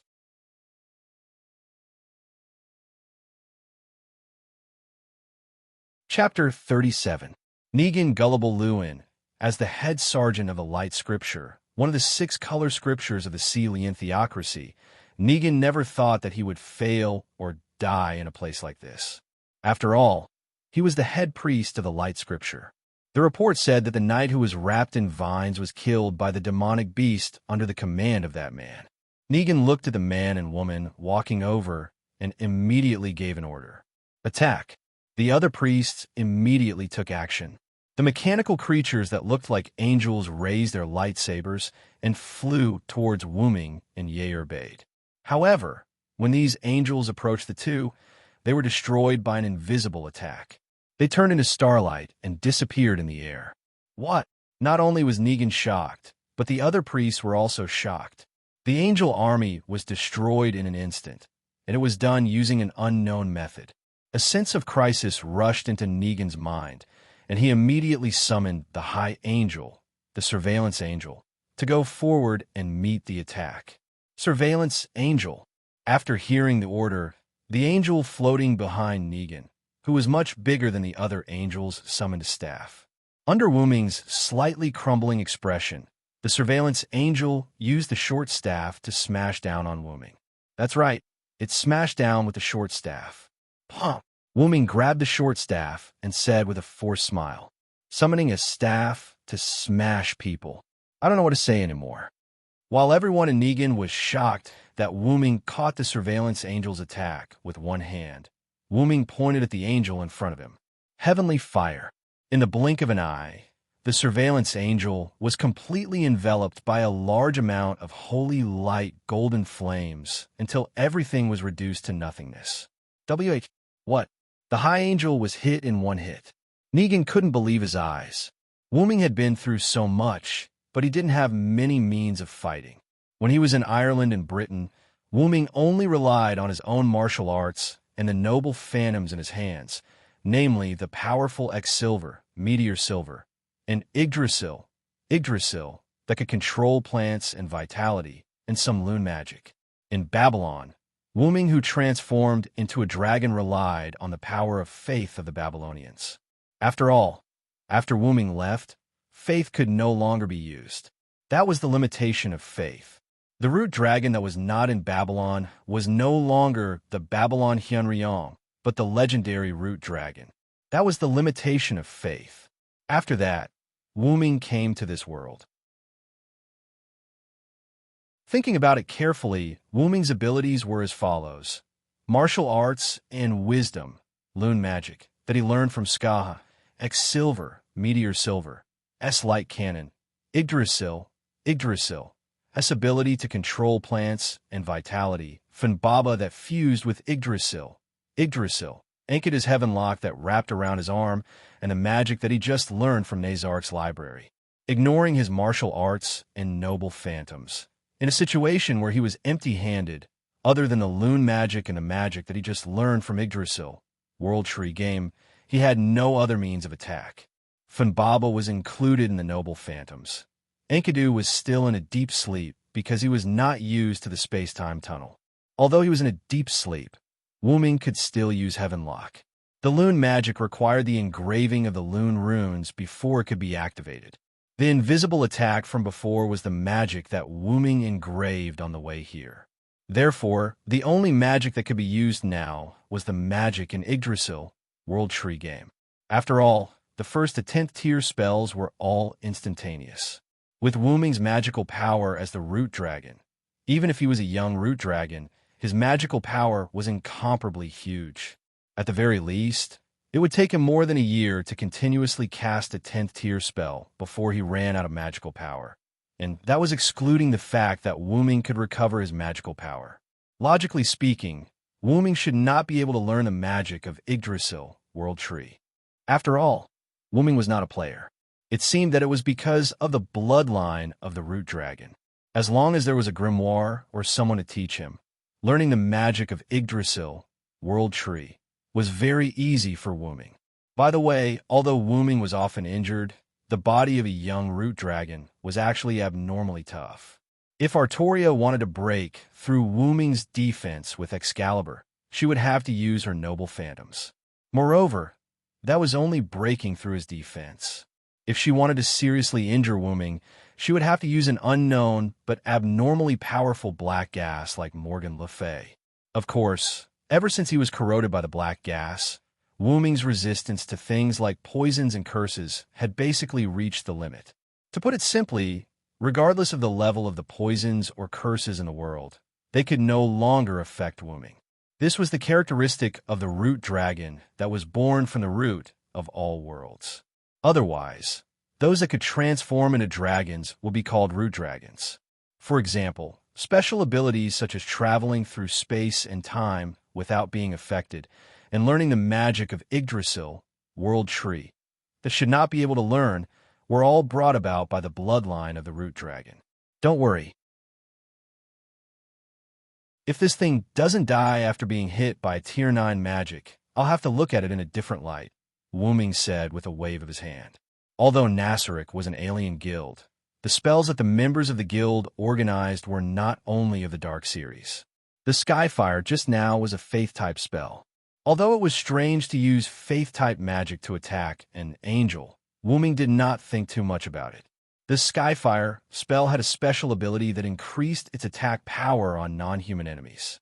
In Yggdrasil, World Tree, apart from races such as humans, elves, and dwarves, demi-humans, aliens such as orcs, goblins, ogres, vampires, bugmen, demons, and dragons all had attack power.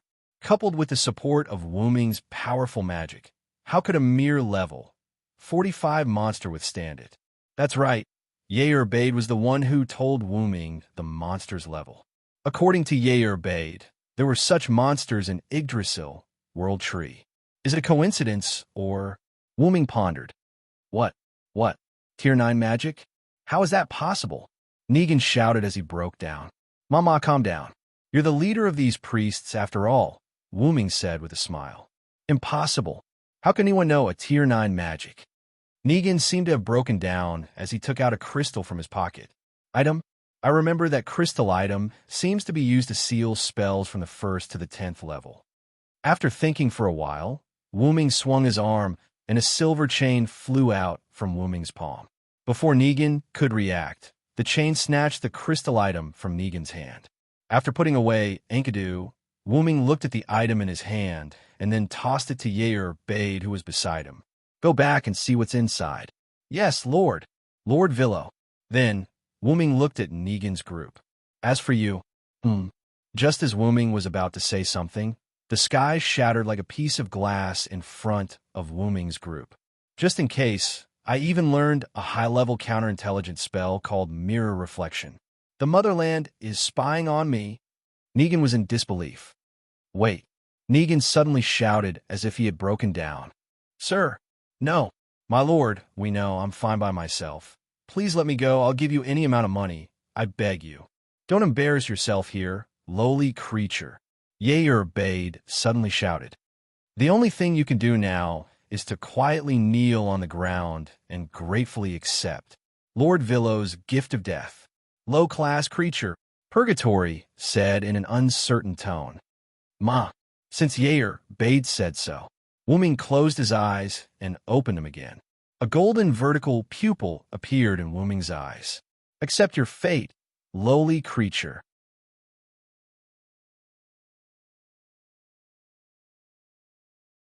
Chapter 38. Under Wuming's orders, Yo captured the members of the sacred scripture of sunlight and brought them back to Nasaric. Wuming used the excuse that the sacred scripture of sunlight could be resurrected to order Yo not to kill the members of the sacred scripture of sunlight. This was cruel to the members of the sacred scripture of sunlight.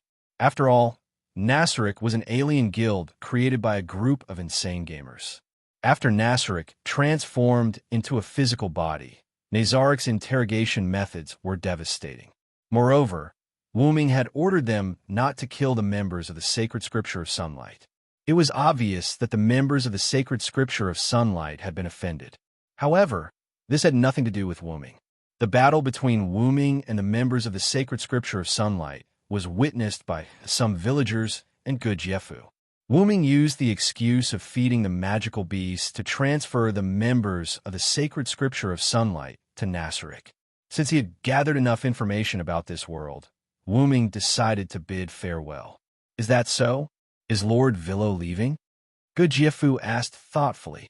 Lord Villo, I would like to thank you again. Thank you for saving my parents. Thank you. Anli and Nim heard that Wuming was leaving and hurried over to express their gratitude to Wuming. Wuming could only smile helplessly. Oh yes, Anli, I have something for you. Wuming extended his hand to Yo Bade. Yes. Yo Bade took out 2 objects that were the size of a cow's horn and handed them to Wuming. This is a flute that can summon goblins. Use it well. Anli was taken aback. She wanted to reject the gift, but Wuming stuffed it into her hands. Lord Villo, this is too precious. It was a magical item, and it was extremely powerful for a village girl like Anli. Just take it. It's not a very valuable item, Wuming said with a smile. Wuming was not wrong. These were the tools that he had asked Yair Bade to bring out for Nasaric. According to the information in Wuming's mind, these 2 pairs of flutes could only summon a dozen low-level goblins. Of course, that was in the game. Though the low-level goblins weren't enough to protect the village, the goblins could teach the villagers how to defend themselves. Although Khan Village was not too far away from Nazaric's underground tomb, Wuming did not plan to protect Khan Village forever. As for who to give the item to, Wuming undoubtedly gave it to the pair of sisters he met first. Sir Villo, are you interested in going to King City with me? Good Jefu suddenly asked. May I know why you are inviting me?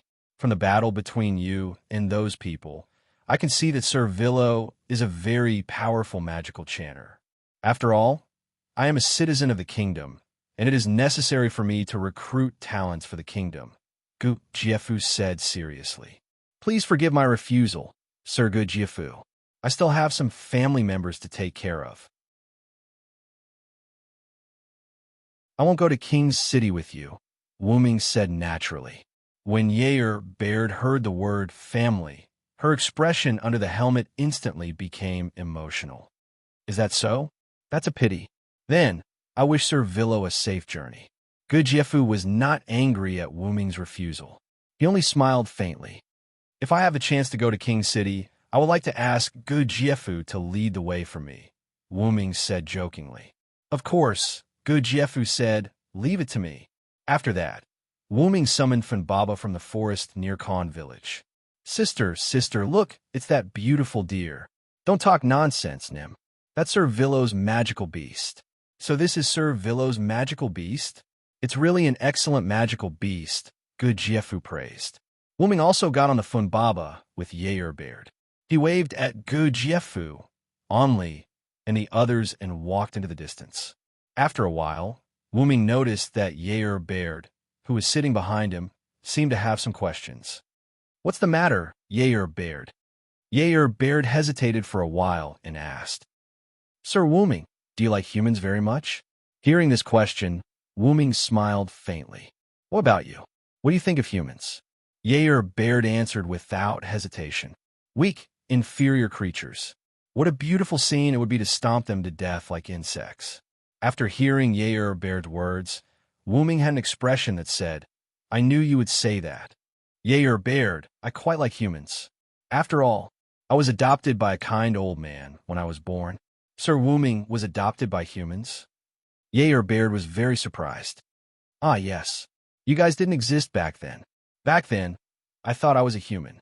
Wu Ming recalled the past and said slowly, Is that why Sir Wu Ming likes humans? Not only that, Yair Baird. Wu Ming sat back and sat at the same level as Yair Baird. Humans are very mysterious creatures. Their bodies are weak, their strength is weak, and they often fight among themselves. They are vulgar and sad. But humans love life, love peace, are positive, united, and tolerant. Humans are such a strange species. They never bow down in the face of difficulties, never give up, and never retreat. They have the courage to face everything. They know how to learn and know how to create. Even if their innate abilities are insufficient, they will work hard to grow. Wu Ming looked at Yair Baird. Yair Baird, I don't expect you to treat humans well. At the very least, don't be so hostile to them. After saying that, Yair Baird did not say anything else. Wu Ming smiled helplessly.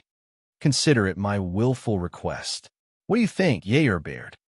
I understand, Sir Wu Ming. I'll treat humans seriously, whether it's to kill or to save them, Yair Baird said as if he had figured something out. Thank you, Yair Baird. Please don't say that, Sir Wu Ming. Yair Baird smiled happily.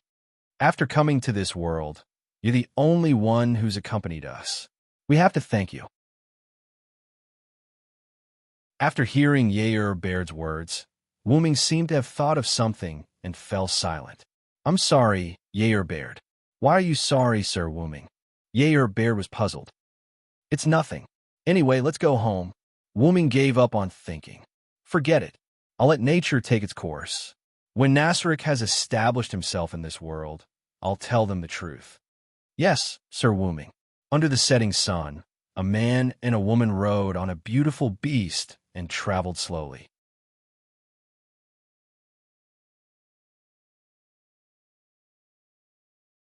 Chapter 39. The office on the 9th floor of Nazarik's underground tomb. Wu Ming sat in the office chair and listened to Yair Baird reading the report. Also, the magic sealing crystal contains a level 60 devil, the radiant Lord's angel. According to the person called Purgatory, this angel once killed the devil god that ravaged the continent. Currently, this is the situation in Nasrik. Please take a look. After Yair Baird finished reading, he placed the document in front of Wu Ming. Cillian Cult Nation. 6-color scripture, huh? Wu Ming picked up the document in his hand and started reading. A cult nation that exterminates all non-human creatures above humans? The Cillian Cult Nation and our Nasrik are really incompatible. Wu Ming rubbed his forehead helplessly. Such a nation was really disadvantageous to Nasrik. Don't come into contact with the cult nation for now. Set up a devil beast near Khan village that can avoid being detected by intelligence magic and has stealth abilities. That's all for now. Yes, you've worked hard, Yair Baird. Go back and rest. Wu Ming leaned back on the chair. said to Yerbade. How could that be? Lord Wu Ming, as long as it is for the sake of Jizun, the person I love the most, I will do anything, seeing that your Bedford had turned into an infatuated girl again. Wu Ming couldn't help but turn his head away. I still want to complain. What's with Yerbaide's broken character? Suddenly, a charming voice traveled into the room. Excuse me. Satya pushed open the door and walked in. Satya, what's the matter? Wu Ming asked curiously. I'm here to admire Lord Wu Ming's majesty, Satya said with an infatuated expression. Oh, is that so? Then you should be satisfied. Satya, you can leave now. I still have important matters to discuss with Lord Wu Ming, Yerbade said expressionlessly. Aya, old woman, you're so annoying. Are you in such a hurry because it's past its expiration date? Satya said with an I knew it expression. Then is there anything else on your body that can be eaten? You're like a bunch of food samples. In fact, Yerbade looked at Zacia's chest. I'll kill you, old hag. Who are you calling past their expiration date? Bastard. Wu Ming slammed the table as he watched the dark Yenny duel. All right, you two shouldn't quarrel as soon as you see each other. Speaking of which, why don't I know what Xiataya is going to do? Wu Ming asked. It's like this, Lord Wu Ming. I'm about to leave for battle and meet up with Sebastian. It will be difficult for me to return to Nasric for a while, so I'm here to pay my respects to you. It seems that Yerbade and Demiugos had discussed and sent some people to gather information. Wu Ming thought, this is the first time you've come into contact with this world. You must be careful in everything you do, Wu Ming said earnestly. Yes, Lord Wu Ming. Then, I'll take my leave first. Following the sound of the door closing, Satya left the office. Lord Wu Ming, what are you going to do next? Yerbade asked. I'm going to the treasury to get something. Yeah, Beta, go do what you need to do. Don't worry about me. Wu Ming stood up and stretched. Yes, Lord Wu Ming. However, Demiugos may come back to report something to you later. Yerbade bowed slightly and said respectfully, Is that so? Then, let Demiugos wait for me here. I'll be back soon. Yes, Lord Wu Ming. After giving his instructions, Wu Ming teleported to the entrance of the treasury.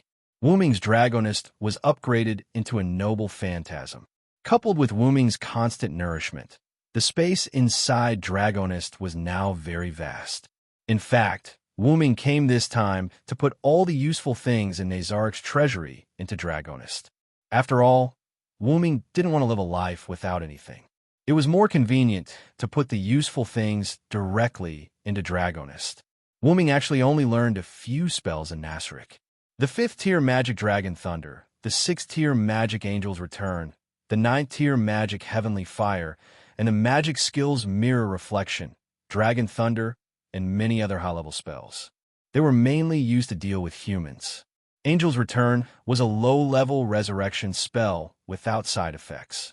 Wu Ming chose to learn this resurrection spell because he didn't know the performance of resurrection magic, such as the resurrection target's level must not exceed 50, the corpse's integrity, and so on. Heavenly Fire was a large-scale killing spell used to deal with non-human creatures. Mirror Reflection was a high-level passive skill. Passive skills were not divided into levels. They were only divided into high-level, intermediate, and low-level. This skill was not only used to guard against intelligence detection magic, but also had absolute resistance to mind control, mind reading, and other mental attacks. That was the advantage of the game. After all, a game couldn't be so detailed. For the time being, Wu Ming learned these few spells. There were several more practical Wu Ming spells that Wu Ming didn't learn yet. For example, Advanced Item Creation, Advanced Item Destruction, Advanced Item Identification, Portal, and so on. The magic books Wu Ming sorted out before were the magic books for these skills. After Wu Ming talked to Pandora Yakut, the keeper of the treasure vault, he took some of the treasures that were unnecessary or redundant for Nasric. Because the game has become reality, Wu Ming had no way to know the function of the items in the treasure vault except for the special interpretation items. Fortunately, the Staff of Anziwer Gong works. In this way, Wu Ming used the Staff of Anziwer Gong to interpret the function of the items one by one and chose some items that were useful to him and did not conflict with the purpose of protecting Nasric. In the treasure vault, there were other supreme beings' spirit halls. In fact, it was the cenotaph. The last player who stayed behind sorted out the equipment of other players, and those equipment were worn by some stone soldiers. It would automatically attack those who wore the ring of Anziwergon. Wuming was shocked when he came here. Looking at these somewhat crooked sculptures, Wuming felt the players' love for other players, for Anziwergon, for Nasric, and even for Yggdrasil. Don't worry, since I'm here, I will make it flourish, and I won't let your efforts over the years go to waste. After all, Wuming's strength was ready-made, and Nazaric's strength was built by those players. After leaving the treasure vault, Wuming returned to his office. Demiurgos was standing in front of his desk, thinking about something. After hearing someone came in, Demiurgos looked back and quickly bowed. Wuming, Sama, you're back. Ah, Demiurgos, is there anything you want to tell me? Wuming walked to the office chair and sat down. It's about Nazaric's finances. Demiurgos adjusted his glasses and continued.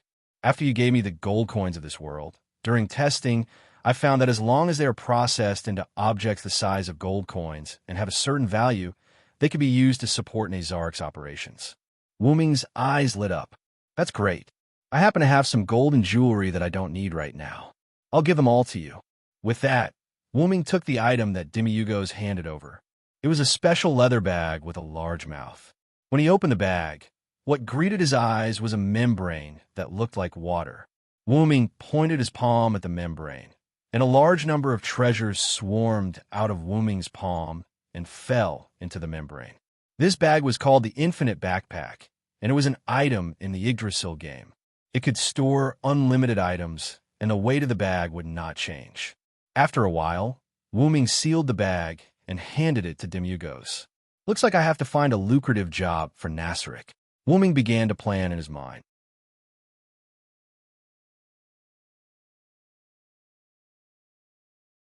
Chapter 40. 10th floor, Nasric Library. Wuming was reading a magic book intently. Advanced Item Creation. As his voice fell, Wuming had a magnificent greatsword in his hand. Wuming waved it casually. As the greatsword danced, it produced friction with the surrounding air, making a sound as if it was tearing the space. The skills in the game are really abnormal. With high-grade item creation alone, you can create weapons with high durability and power. High-level item creation was a skill that could create simple weapons or items in Yggdrasil, but its effect in the game was a bit weak. After all, powerful weapons or items in the game couldn't be created with high-level item creation. For example, divine artifact and world-level items. It stood to reason that this skill shouldn't change even after the game was transformed into reality, but advanced item creation. As he chanted the spell, a silver chain appeared in Wuming's hand. Then Wuming chanted another spell. Advanced item identification. Wuming said as if he understood something. So that's how it is. You can even create Enkidu. Is it because I'm not a player in the game, so I can use this skill? The Enkidu created with advanced item creation had the same effect as the original Enkidu. The more magical power provided during the creation, the stronger the chain would be. But there was a drawback. The items created with advanced item creation would not have any growth, and it couldn't increase the magical power output to improve its performance. That was the only drawback. However, Wuming took advantage of one of the advantages of advanced item creation. The created items would not disappear because of being placed for a long time. They would only be destroyed. In other words, as long as it was maintained, the created items would always exist. Of course, it still depended on what kind of item was created. If it was a weapon, it would be fine, but if it was a crystal item, it would disappear and turn into powder after a few uses. Advanced item destruction. With a bang, the great sword that Wuming had created earlier turned into motes of starlight and disappeared into the air. This skill isn't bad either. If I use it, it can completely rival shatter magic. Crushing magic, as the name suggested, was a type of magic that specialized in crushing. It was extremely dangerous.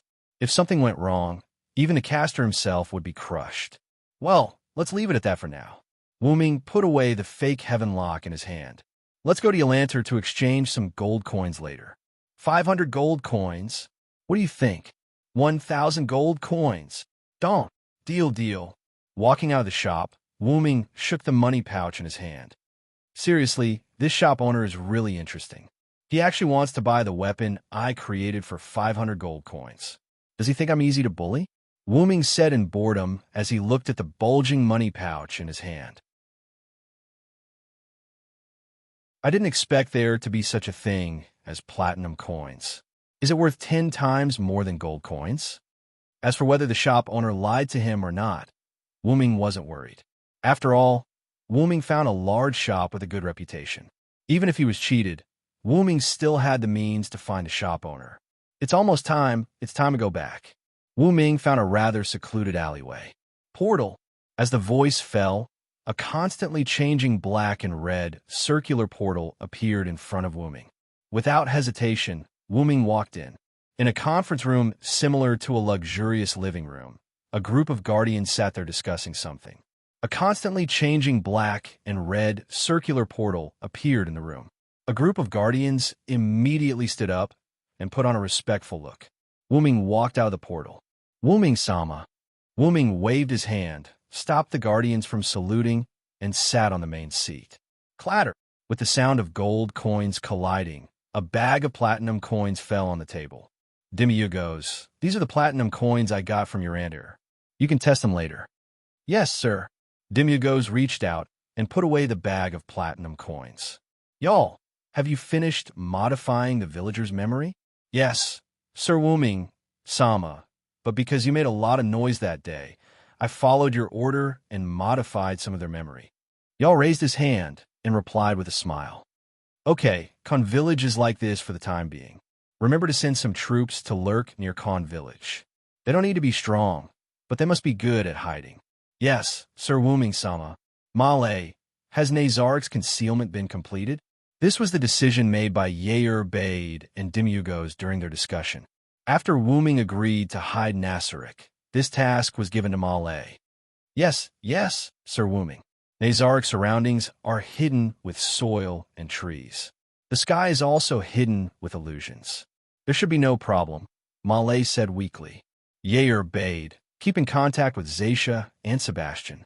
If anything happens, retreat immediately. Yes, Sir Wu Ming. Don't worry. Yair Bade smiled sweetly. However, when Wu Ming saw this smile, he remembered Yair Bade's infatuated nature. Ahem, I'm going to the royal capital. Yes, I'll immediately prepare the guards to accompany you. Yair Bade's smile changed and said seriously. There's no need for the guards. I'm going alone. When Wu Ming said this, the guardians were unhappy. Please reconsider, Sir Wu Ming. Please bring some guards, Sir Wu Ming. The supreme honorable safety is the most important. Sir Wu Ming, please reconsider. Hearing everyone's words, Wu Ming smiled bitterly. All right. I'll choose someone for Nasarik to bring along. Wu Ming looked around at the guardians and saw the worry in their eyes. You guys were originally NPCs. Is the supreme honorable's life force after becoming physical? You guys are really like a group of children who can't grow up. To be honest, Wu Ming already had a sense of belonging to Nasarik. After all, Wu Ming had been on the move ever since he left the ordinary world where he had nothing to worry about. From the country of shadows to Connaught, from Britain to Babylon. Although he stayed in some places for longer periods of time, Wu Ming was still a passerby. And it was unintentional that he came to this world. Really, I'm a little envious of the players of Ains Wugong. If only I could travel through time with Nasarik. That's right. Wu Ming seemed to have thought of something and suddenly stood up. What's wrong, Sir Wu Ming? Yair Bade looked at Wu Ming with a worried face. The other guardians also looked worried. Sorry, I just thought of something. That's all for the meeting. I'll take my leave first. After saying that, Wu Ming hurriedly opened the portal and stepped in, leaving a group of guardians staring at each other in bewilderment.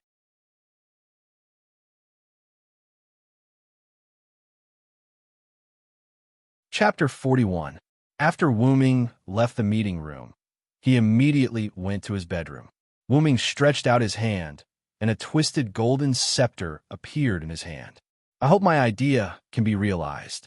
With that, Wu Ming crossed his legs and activated the floating function of the scepter of Anzi, allowing it to float in front of him. Wu Ming closed his eyes and began to permeate his mind power into the scepter of Anzi. 7 days later, outside Wu Ming's bedroom on the 9th floor of Nasrik, a group of guardians surrounded Wu Ming's bedroom door. Annabelle, what happened to Master Wu Ming? It's been 6 days since the planned departure time.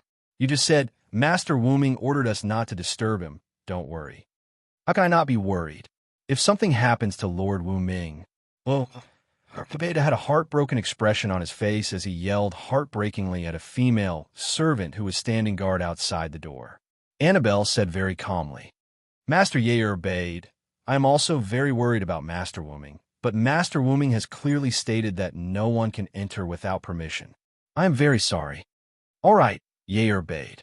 Dimugos, who was standing at the side, pushed up his glasses. Since Master Wu Ming said this, he must have his reasons. Let's leave it at that for today.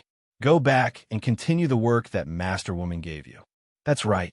Although we come to Master Wu Ming's bedroom every day to wait for Master Wu Ming to come out, we cannot slack off on the work that Master Wu Ming gave us. Cositas said with an unusually hoarse voice as he breathed out cold air. Let's go, Yair Bade. Master Wu Ming will be fine. Yair Bade pulled Yair Bade aside. How can I? That fake breast is finally not in Nasrik. How can I miss such a good opportunity? That, I think it's not good to sneak away while Satya is not here, Malay said weakly. Just as the commotion was going on, a large amount of magic power came from Wu Ming's room. The magic power even destroyed Wu Ming's bedroom door. The large amount of magic power in the room condensed into a magic power mist that kept leaking out of the door. Master Wu Ming. In an instant, the guardians, including the maid Annabelle, panicked. I'm fine. Wu Ming's voice came from within the magic power mist. This can't be wasted. With that, the mana mist that had been coming out of the room began to shrink back into the room. Finally, all of the magic power mist was the staff in Wu Ming's staff. Was the staff of staff. However, at this time, although the appearance of the staff of staff did not change, the guardians who had been lucky enough to see this staff found that Nazarik's secret treasure, the staff of staff, had become more sacred, and those who had not seen this staff, including Annabelle, were in awe of it from the bottom of their hearts. Master Wu Ming.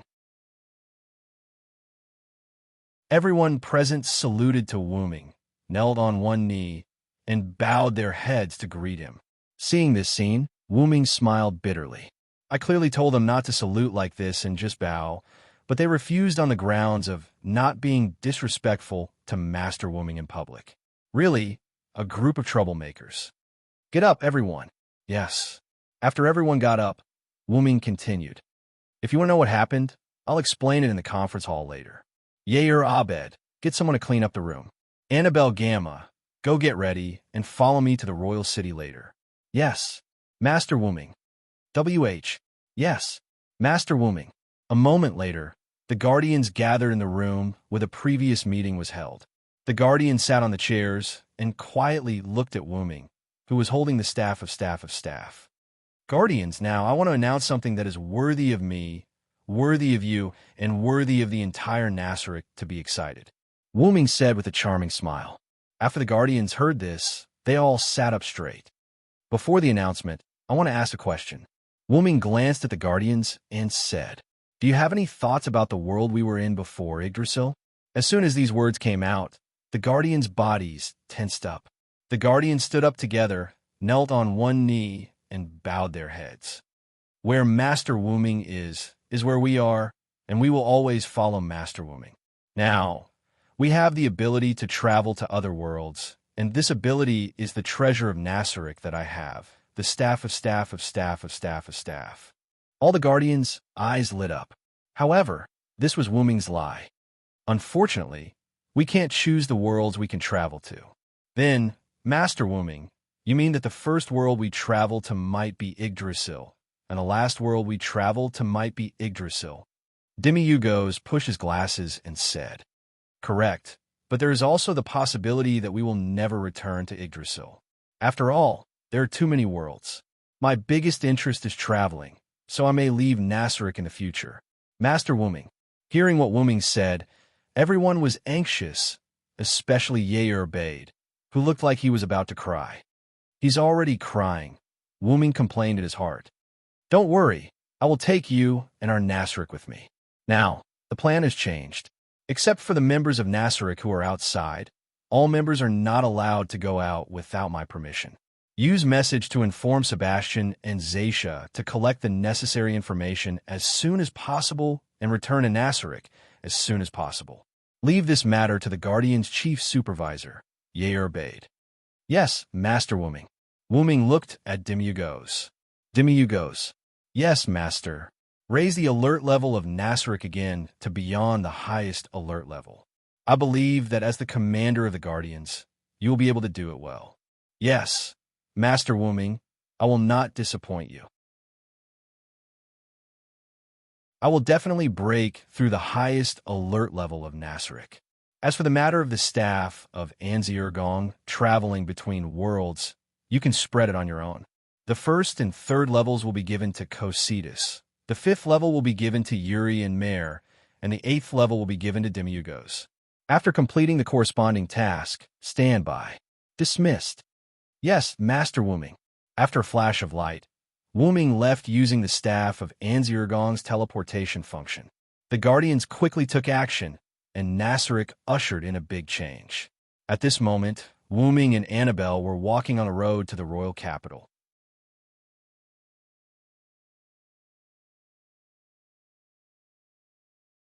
Chapter 42. In the carriage, Wuming was resting with his eyes closed. After Wuming came to this different world, he had been wearing the white holy cloth of the Uruk. Because he was going to the capital, Wuming changed into a set that met the standards of this different world. White underwear, a black coat, a pair of black trousers, and a pair of black boots. His neat short hair was constantly floating with the wind coming in from the window. There were no traces of erosion by time on his face. He still looked like a young man. Outside, Annabelle was driving the horse and driving the carriage at the moment. He wore a white shirt with black collar and sleeves, brown trousers, and brown boots that reached his calves. He wore a brown cloak that covered his body, and an ordinary sheathed, long sword hung at his waist. Annabelle looked at Wuming, who was resting with his eyes closed in the carriage from time to time. Obviously, Annabelle already knew the new function of the staff of Ains Ergon. Feeling the gaze outside, Wuming had a smile bitterly in his heart. I didn't expect them to be so surprised after knowing that Nasrik can travel between worlds. I was obviously lying. No, it's not a lie. After all, I can now take Nasrik with me to travel between worlds. Previously, Wuming thought that he entered this different world after fusing with a light ball. After a later judgment, the light ball was the big underground tomb of Nasrik. In other words, the big underground tomb of Nasrik should have become part of Wuming. But because of the nobility of Wuming's bloodline, his bloodline was automatically expelled from the big underground tomb of Nasrik after Wuming entered this world. Otherwise, there wouldn't have been Nasrik on the grassland near Urantir.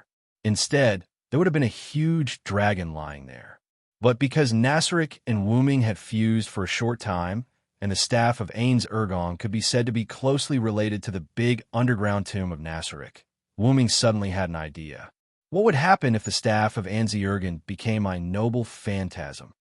Wuming was filled with curiosity and unknowns. That was why Wuming went into seclusion in his bedroom for 7 days, despite his plans being disrupted. These 7 days were used to upgrade the staff of Anzirgon into a noble artifact. As Wuming had fused with Nazark's underground grave for a short period of time, the time it took for Wuming to transform the staff of Anzirgong into a relic was much shorter than the time it took for other relics to evolve. After the staff of Anzirgong was transformed into a relic, it had 2 abilities. Firstly, it was because the staff of Anzirgon had a large number of magic skills. After it was upgraded to a noble relic, it became a super weapon that could release tens of thousands or even hundreds of thousands of magic spells. Secondly, Anzirgon Guild's stronghold was located in the underground graveyard of Nasaric. The Staff of Anzirgon was the guild weapon of Anzirgon Guild. If the guild weapon was destroyed, the guild would be forcefully disbanded. The guild weapon had the highest authority in the guild. After the Staff of Anzirgon was upgraded into a noble relic, its ability became to store the underground graveyard of Nasaric into the Staff of Anzirgon. It could also form an enchantment that eroded the world and summon the underground graveyard of Nasaric to its master in the form of magic.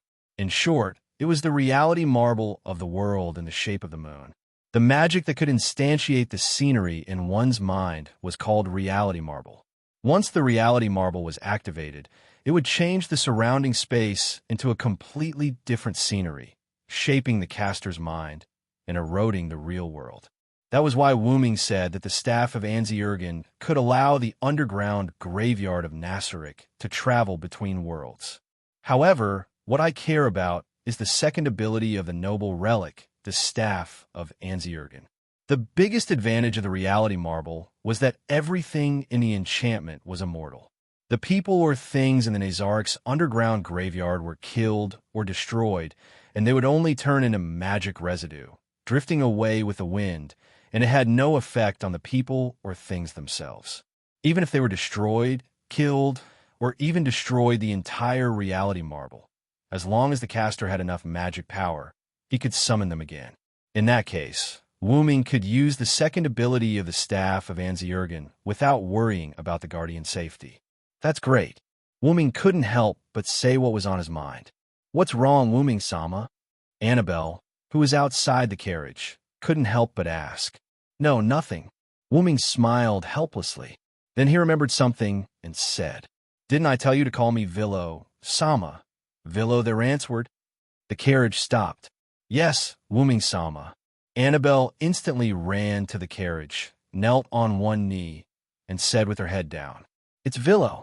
Mr. Villo. Wuming raised his voice and shouted, Yes, Mr. Villo-sama. Wuming was silent for a while. Forget it, just call me that. Let's move on. Yes, Mr. Villo-sama. Wuming felt like the glass in his heart was broken. Wuming-sama, we're here. Hearing Annabelle's words, Wuming opened his eyes. He poked his head out and looked at the slightly plain gate of the royal city. We're finally here. In fact, Wuming was a little anxious about coming to the royal city before he upgraded the Staff of Anzirgon into a noble artifact. After all, Nasaric wanted to survive in this world, and it was inevitable that he would have to deal with the natives of this world. However, after finding a way to take Nasaric out of this world, Wuming was not so anxious about Nasaric taking root in this world. After all, there is no world that Nasaric likes to move to, so it's better to take root in this world for the time being. That was Wuming's thought. Let's go, Annabelle. Find a hotel to stay first. Yes, Mr. Villo-sama. Wuming was speechless. Soon, Wuming and Annabelle stayed in a good hotel with the little money they had left. Because when they were in Khan Village, Gu Jiafu once said, If Mr. Villo wants to come to the royal city, please come to me and let me do my best. After recalling the address mentioned by Gu Jiafu, Wuming took Annabelle to Gu Jiafu's residence. It was a very ordinary house without any special features. Except for Annabelle, who was slightly dissatisfied, Wuming felt that this house was good. Wuming stepped forward and knocked on the door. After waiting for a while, no one responded. It seems that Gu Jiafu is not at home. Forget it. Let's go back to the hotel first, Annabelle. A mere bug can make the supreme wait like this. Mr. Villo-sama, please rest assured that I will personally tie it up and bring it to the hotel. With that said, she was about to raise her hand to cast magic on the house. Wuming was just about to stop Annabelle, and suddenly a voice that was quite familiar to Wuming came from a distance. Are you Mr. Villo-sama?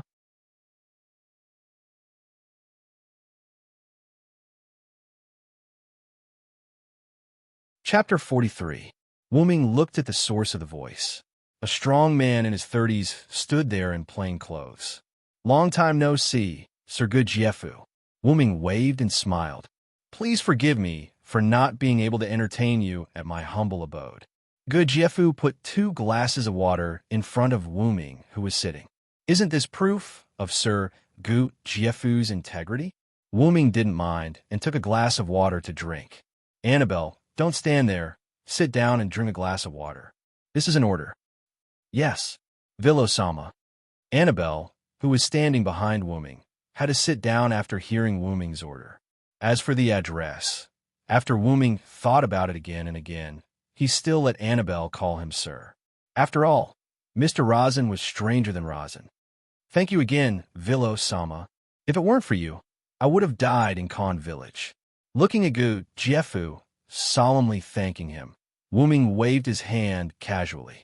You're welcome, Sir Gu Jiefu. I have to trouble you to come to the capital this time. Gu Jiefu was taken aback and then smiled bitterly. I thought Sir Vilo came to me to introduce you to the king. It seems that I'm flattered. Then he looked serious. So, Sir Vilo, what's the matter? Wu Ming stretched out his hand, and a 3-fist-sized rectangular gray-black metal appeared in his hand. This is steel? Gu Jiefu was more excited after seeing it. Yes, that was the pure steel block created by Wu Ming with advanced item creation. Not only the shape was good for forging weapons, but the density was also higher than the steel produced in this world. Such a large piece of finished steel. Is Sir Vilo here to sell this piece of steel to me? Wu Ming smiled. No, Sir Gu Jiefu. I'm here to do business with you. I have a lot of finished steel blocks of this size. Wu Ming put the steel block on the table. I wonder if Sir Gu Jiefu will be able to eat it. Gu Jiefu thought for a while. If there are really a lot of them, I can't make the decision. How about this, Your Excellency Vilo? It just so happens that Her Royal Highness is looking for me. Let me bring you to see Her Royal Highness. Oh, could it be the Golden Princess who proposed many wise policies in the kingdom? Wu Ming's eyes flashed. Yes, it's Her Royal Highness, the Golden Princess. What do you think? Of course, no problem. Although he said so, Wu Ming thought in his heart. Can a princess come up with so many outstanding examples? I feel like there's something wrong with her. Soon, Wu Ming and Annabelle were taken to a villa near the palace by Gu Jiefu. Although it was called a villa, it did not look luxurious. Instead, it gave off a simple feeling.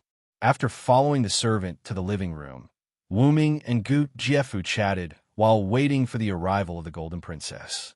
Annabelle, who was standing behind Wu Ming, was somewhat unhappy. She said something like, "A mere insect dares to make Lord Wu Ming, a supreme expert, wait. This subordinate will definitely make her pay the price." Although Wu Ming deliberately suppressed it, Gu Jiefu didn't hear it. After a while, a sweet voice came. "I'm sorry to keep you waiting." Wu Ming looked at the source of the voice. What caught Wu Ming's eyes was the golden blonde hair. The visitor was wearing a white princess dress with other color decorations. She wore necklace-like ornaments on her neck and forehead, and a golden petite crown on her head. "Sorry to keep you waiting, Mr. Gu Jiefu. I heard that you brought someone important, so I prepared a little. It's my fault for not asking Her Royal Highness in advance." After some small talk, Gu Jiefu introduced Wu Ming to the princess. "This is the Vilo-Silence who saved my life in Khan Village." Gu Jiefu then introduced the princess to Wu Ming. "This is the 3rd princess of the kingdom, Lady Lana." The princess looked at Wu Ming. "Thank you, Mr. Vilo-Silence. Thank you very much for saving Mr. Gu Jiefu." Lana thanked Wu Ming as soon as she came up. "I'm Lana Ter Chardin Lalvanseve. I'm sorry I didn't see your name on the newspaper." Wu Ming looked at the naive Lana without any change in his expression. "It's my honor to see a commoner like me, Princess Lana," Wu Ming said half-jokingly. "You're funny, Mr. Silenceword." Lana covered her mouth and laughed. Wu Ming looked at the beautiful person in front of him and thought. Lana Ter Chardin Lalvanseve, the 3rd princess of the kingdom of Ristage. She was known for her beauty and wisdom, and was praised as the Golden Princess by the people. But she looks a little like Morgan Le Fay. "So, Mr. Gu Jiefu, why did you bring Mr. Silenceword to see me?" Princess Lana asked the question in her heart. "It's like this, Your Royal Highness. Jiefu took out the stainless steel that Wu Ming provided and explained the purpose of Wu Ming's visit to Princess Lana. So that's how it is. Princess Lana, who understood the cause and effect, had a look of sudden realization. Don't worry, Mr. Silensword. I will help you find a trustworthy merchant. Please allow me to purchase some of your stainless steel as a member of the royal family. Wu Ming didn't have a problem with that. I don't have a problem with the kingdom buying it all. After all, I'm just a merchant here to sell things, Your Royal Highness. Wu Ming smiled. Just call me Lana. I believe that a person who saved the kingdom's warrior captain must be a good person. Lana smiled at Wu Ming. This sentence surprised Wu Ming.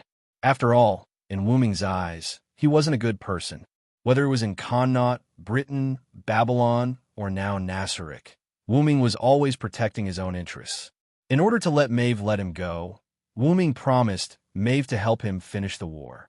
In order to protect Britain, Wu Ming had done a lot of dirty things. He had thought of buying goods and murder countless times. In Babylon, with Gilgamesh there, Wu Ming didn't have to do too much for Babylon. However, it was also because Wu Ming couldn't defeat the gods of Sumer pantheon and could only bluff. Otherwise, Wu Ming wouldn't have left with Enkidu, who faked his death. In Nassarik, the original Nassarik people were people with a negative sense of justice. Wu Ming didn't ask them to change. He only advised a few people not to be too hostile towards humans. Of course, that was only towards people who were kind. As for people who were full of evil intentions and scum, even if they were killed by the people of Nassarik, Wu Ming wouldn't bat an eye. Wu Ming was such a person who was full of egoism and did as he pleased. Hearing Lana praise Wu Ming as a good person, Wu Ming was a bit absent-minded. Since it's daily, Princess Lana should also call me a Villo. Otherwise, it wouldn't be fair. Wu Ming said, Yes, Mr. Villo. Well, since they don't have any evil intentions, I don't need to care whether they miss Morgan Le Fay or not. It doesn't affect me anyway.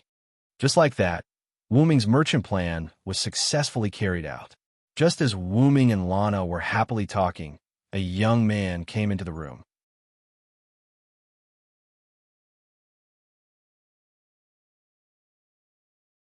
Chapter 44. I'm very sorry, Your Highness Lana. I'm late. A young man opened the door and walked in. The young man had short blonde hair, a youthful face, and a resolute face. He was wearing white armor. Although he looked young, he gave off a very reliable feeling. Lana smiled and shook her head. It's okay, Clem. I'm here to discuss something with Mr. Jedjeff. Not to mention, Mr. Jedjeff also brought Mr. Villo Silensword, who saved Mr. Jedjeff's life in Khan Village. Hearing that it was the person who saved Jedjeff's life, the young man named Clem's eyes lit up. He turned his head and looked at the only male in the room other than Jedjeff. That direct gaze made Annabelle a little unhappy. Just as Annabelle was about to say something, Wu Ming reached out his hand to stop her. After all, if the situation was not right, Annabelle would speak very arrogantly. He had to stop her. Is your name Clem? Do you have something to ask me? Yes, Mr. Silensword. I want to ask you how to become stronger. Clem, you're being rude. Princess Lana shouted. Jedjeff seemed to know something. He didn't say anything and just watched quietly. At this moment, no one said anything. Suddenly, a female voice was heard. You still haven't given up, boy. Everyone looked at the closed door. The voice came from outside the door. Is it Gragland? Princess Lana asked. The door was pushed open. The first to come in was a tall and sturdy blonde woman wearing red armor. It was as if a woman's head was pressed against a strong man's body. It was quite out of place. You should also stop talking, Gragland. Then came a pair of twin sisters. They were almost identical. Oh, Hina T, are you too interested in this virgin? Ha ha. Her hair was tied up with a golden broom. She wore a scarf around her neck like a mask. Her upper body was wearing armor that only covered her chest. Her lower body was in shorts. Overall, it looked like a rather revealing female ninja outfit. Their clothes were embroidered with red and blue threads and patterns respectively. The red one was Tina, and the blue one was Tia. What nonsense are you talking about? Looks like it's not suitable for you to go out today, Glenn. Following that, a petite, masked woman with a spirited expression walked in.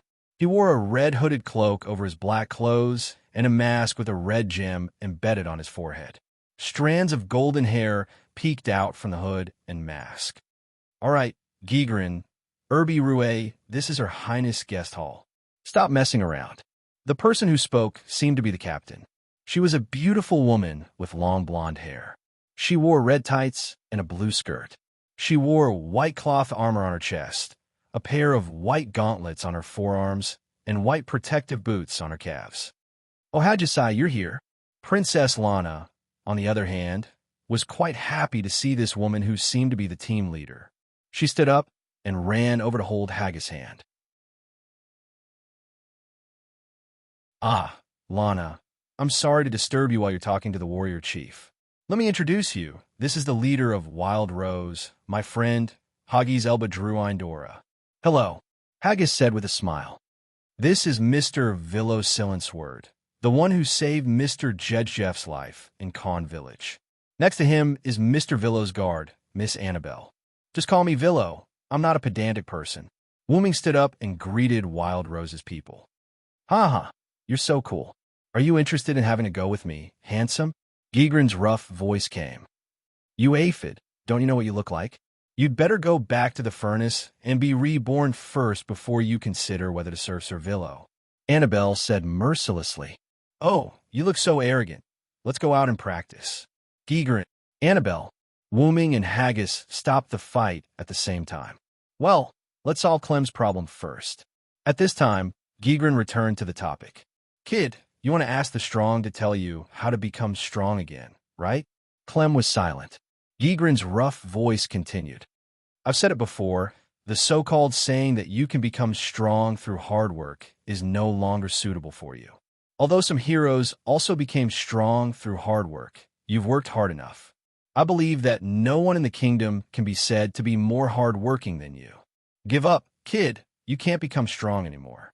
Gigrin's words made Clem's face pale, but from his determined eyes, it was clear that Clem had no intention of giving up. That's true, Wooming said slowly, but there are many ways to become strong. Wooming looked at Clem. Let me ask you, why do you want to become strong? Clem looked at Princess Lana and then looked at Wooming. I want to become strong, to be able to protect Princess Lana. After that, there was another moment of silence. A moment later, protect? Wooming smiled. Come out with me. After that, Wooming walked out of the room. Annabelle glanced at Clem and followed Wooming. Clem and Lana's faces were filled with joy. Could that handsome guy really make Clem stronger? Let's go out and see. Irby Rouet, who was wearing a mask, said. Rose Tsong and the others followed. In the courtyard, Wooming and Clem stood opposite each other. Don't you need a weapon? Clem asked. Wooming smiled and shook his head. Come at me with all you've got, Clem. Otherwise, you won't have the chance later. Although his words were arrogant, Wooming was not wrong. Then I'll go, Mr. Sirenhold. After that, Clem rushed forward with his sword. Clem swung his sword down, but Wooming's body swayed and dodged the attack. Seeing how easily Wooming dodged his attack, Clem swung his sword harder and faster, while Wooming continued to dodge. Clem had already swung his sword a dozen times, but none of them hit Wooming, and Wooming did not even take half a step back. Clem, have you heard of a saying? Wooming kept dodging Clem's attacks and said, when a person is in danger, they will explode with unprecedented power. Yes, I know, Clem replied. After hearing this, Wooming squinted his eyes. Are you ready? Without waiting for Clem's reply, Wooming released his terrifying aura. The magic power emitted from Wooming's body wreaked havoc on the ground around him, causing dirt to fly everywhere. Everyone present, except Clem, felt like they were facing a dragon, and their eyes were full of fear. Clem, who was targeted by Wooming's aura, was unable to move, and fear continued to erode Clem's heart. Let me see your determination to protect.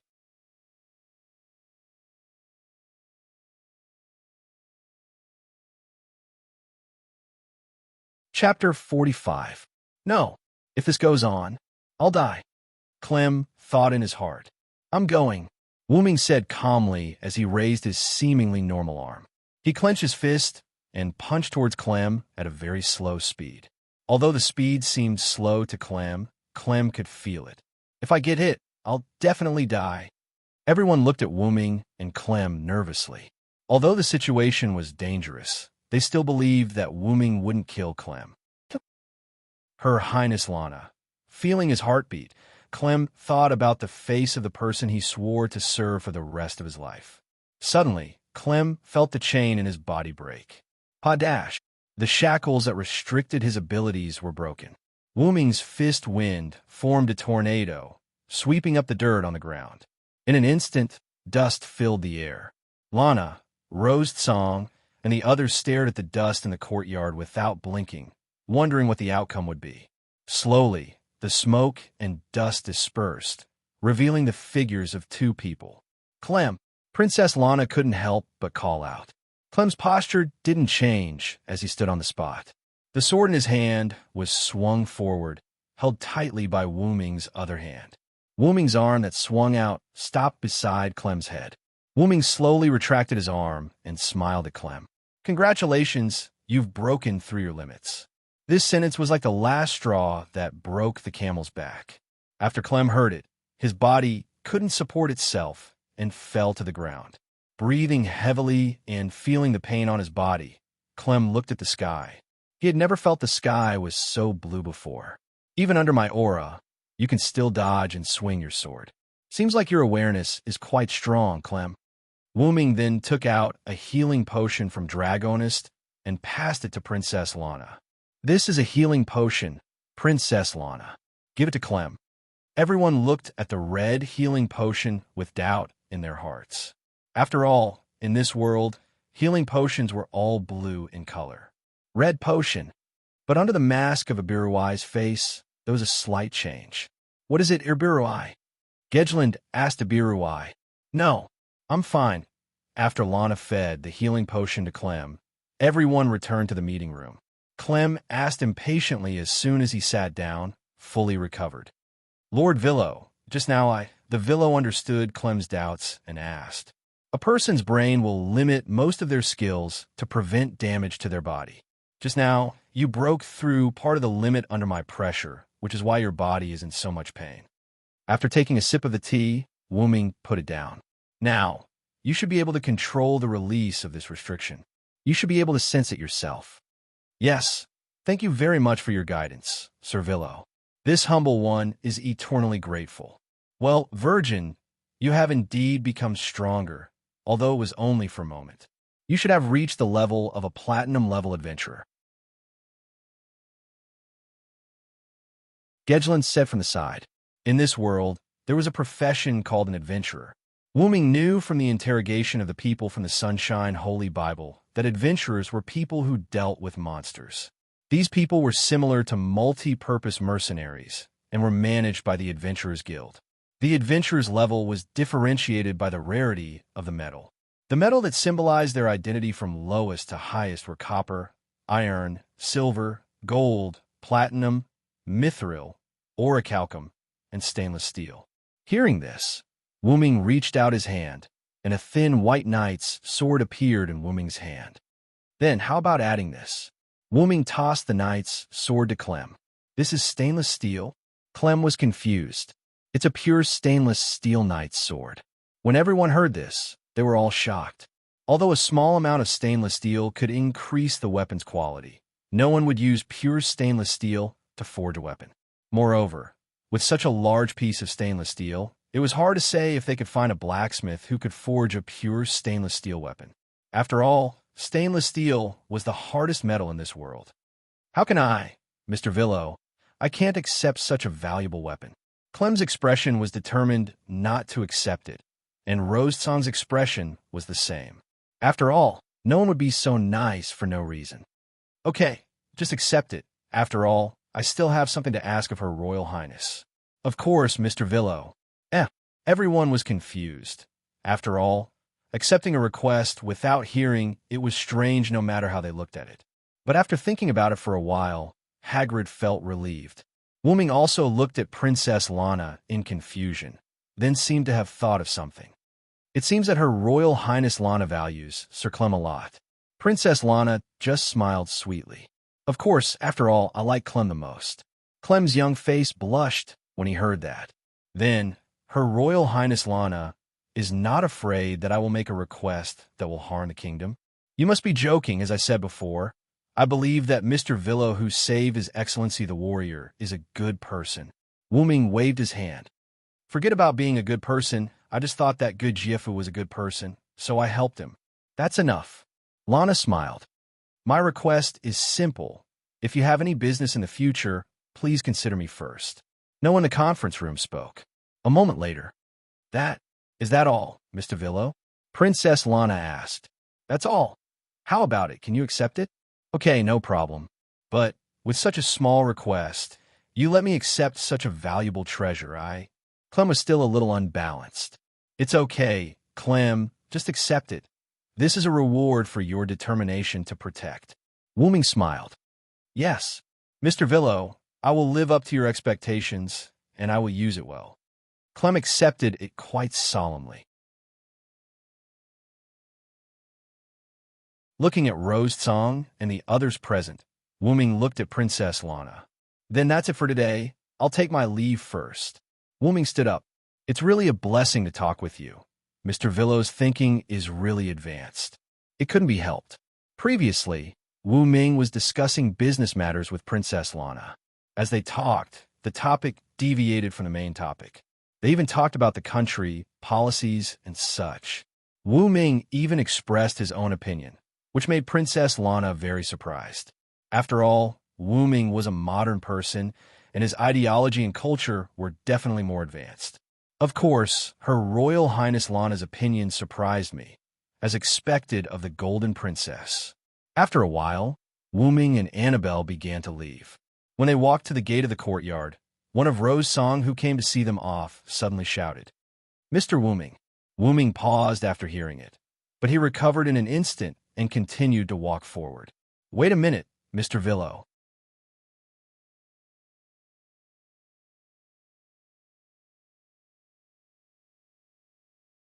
Chapter 46. Wu Ming turned his head and looked at the person who spoke. What can I do for you, Miss Ibiruai? Ibiruai did not speak. Gedlin said quietly to Ibiruai, Hey, what's the matter, Ibiruai? Why did you suddenly stop him? Also, who is this Wu Ming that you called out earlier? After a pause, Ibiruai looked at her and said, Your Royal Highness, I would like to invite Sir Villo and Sir Gajef to join the plan. Hey, Ibiruai, Gajef is fine, but why do you want to invite the person you just met for the first time? Yes, Ibiruai, I don't agree with this idea. Wu Ming looked at her quietly and did not speak. It seems that Miss Vampire seems to know me. No, she knows Wu Ming. It shouldn't be. I just came to this world not long ago. How could she know me? I don't have a problem with Sir Villo, but Sir Villo has just met us, and I have received Sir Villo's favor. I really shouldn't bother Sir Villo. Princess Lana looked embarrassed. I don't have a problem with that, but let's talk about it tomorrow. Don't you have something to discuss? I will visit again tomorrow. Goodbye. Wu Ming and Annabelle left. Song Rose's leader, Hagis, asked Ibiruai. Ibiruai, what's going on? Why do you care so much about that man? It's okay. Let's discuss Hachiko with Her Royal Highness first. After saying that, she went into the room, leaving a few people who didn't know what to do. On the other side, Annabelle walked behind Wu Ming and asked, Do we need to get rid of that woman? No. I really want to know where she knew my name. Wu Ming touched his chin and thought. Strictly speaking, that bottle of red healing potion and the pressure I released to train Clem have the possibility of being exposed. But even if I'm exposed as Wu Ming, how did she know this name? That Wu Ming just now carries a lot of weight. Well, let's go back to the hotel first. I want to contact Yair Bird. Yes, Sir Wu Ming. After discussing with Princess Lana, Song Rose's group left the princess's house. On the way back, Gedlin began to ask, What's going on, Irby Rue? You're making us very worried. Hagis, Hina, and Tia also looked at Ibiruai. My apologies, I was just thinking of a benefactor of mine. Lord Varen, you look too much like him. Ibiruai replied. Feeling Ibiruai's loneliness, Song Rose's group sighed silently in their hearts. In the hotel, Wuming took out the scroll called Message and was ready to contact Bird. Message was a long-range communication spell, which could also be said to be a skill. There was such a spell in the library, but Wuming didn't learn it. Message. Wuming put his hand on his temple and began to contact Bird. Wuming-sama. Bird, I have an accident here. Immediately recall Sebastian and Zaisha and prohibit the members of Nasaric from going out. I'm very sorry, Wuming-sama. Zaisha betrayed us. What? Nazaric's underground tomb. A black and red, circular hole appeared at the main entrance of Nazaric's surface. Wuming walked out of it. Annabelle was left in the Royal City Hotel by Wuming. Annabelle helped Wuming to refuse everything. The reason was that Wuming had some personal matters to deal with. Wuming stretched out his hand, and a ring appeared in his hand. After putting it on, Wuming launched instant transmission and disappeared. Between the thrones, Bird was standing next to the throne, waiting quietly. Wuming instantly appeared between the thrones. Seeing Wuming, Bird knelt on one knee. Wuming-sama. Get up quickly, Bird. What's going on with Zaisha's betrayal? Bird stood up, waved his hands in white silk gloves a few times in the air, and a crystal screen appeared in the air. Although Nasaric has been materialized, some mechanisms can still be digitized. For example, Bird pulled up the list of Nazaric's guardians.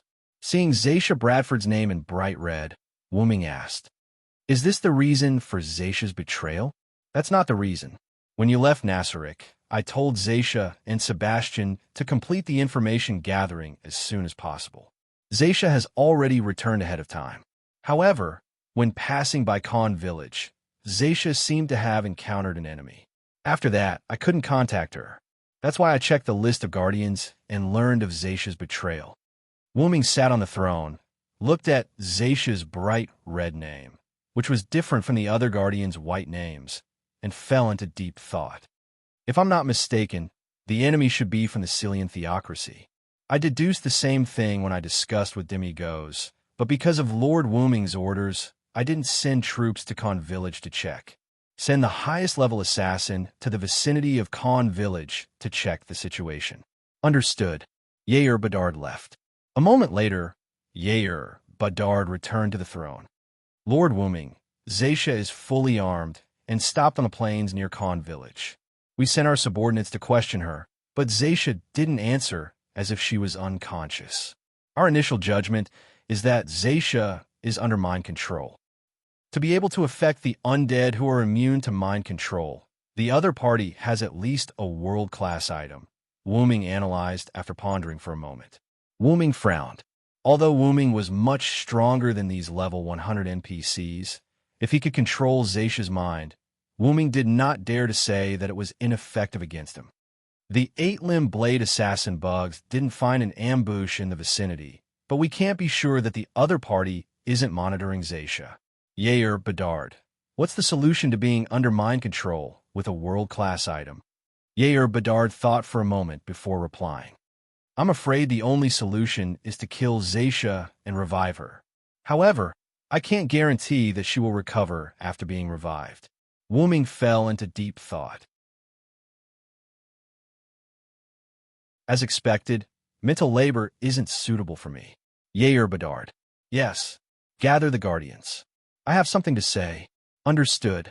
Soon, a group of guardians gathered in the throne hall, including Sebastian, who had already returned. Dear guardians, I'm sure all of you know that Zaisha is under mind control. Wuming said calmly. I want to ask, do you have a way to remove the mind control on Zaisha without killing her?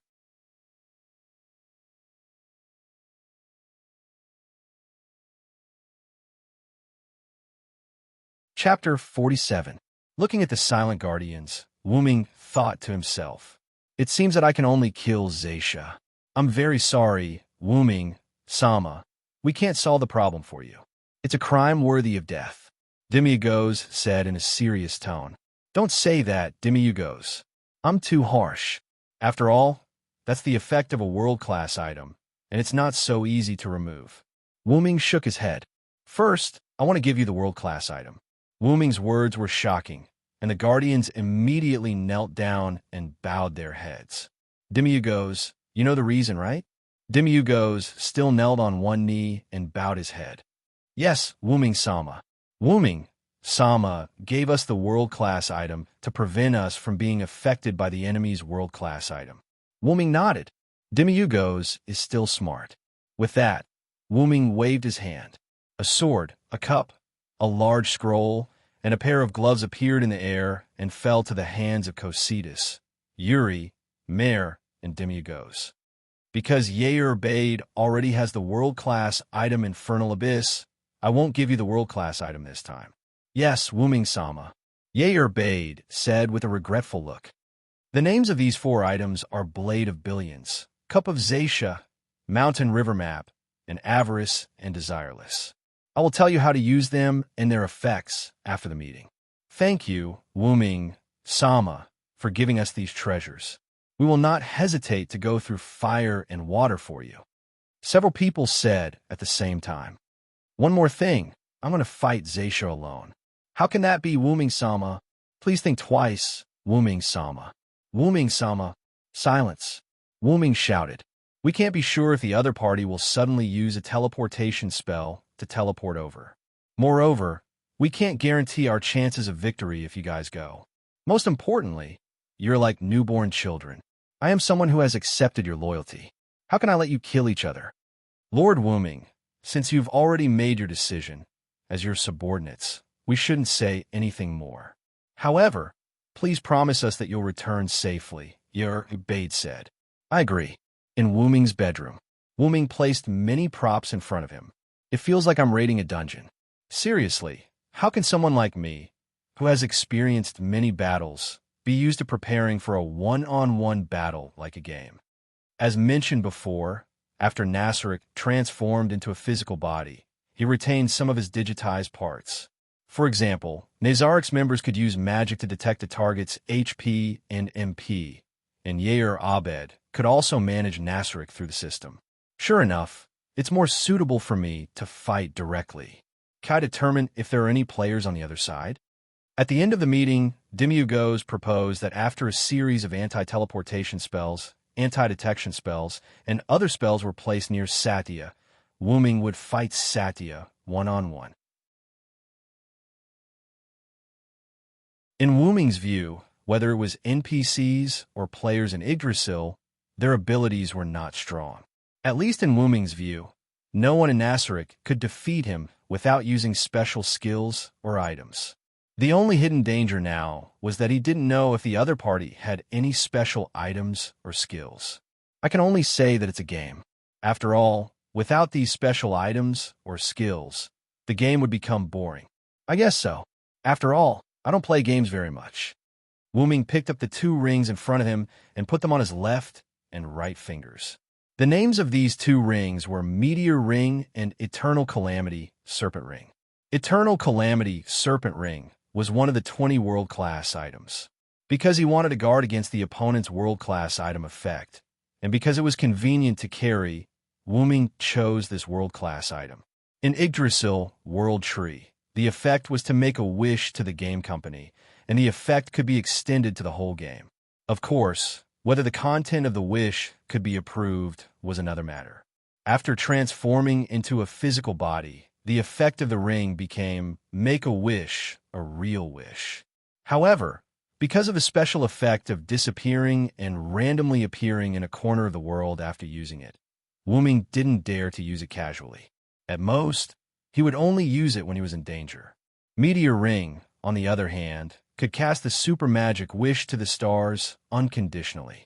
The effect had 3 weakened versions of the wish skill, and there were many restrictions.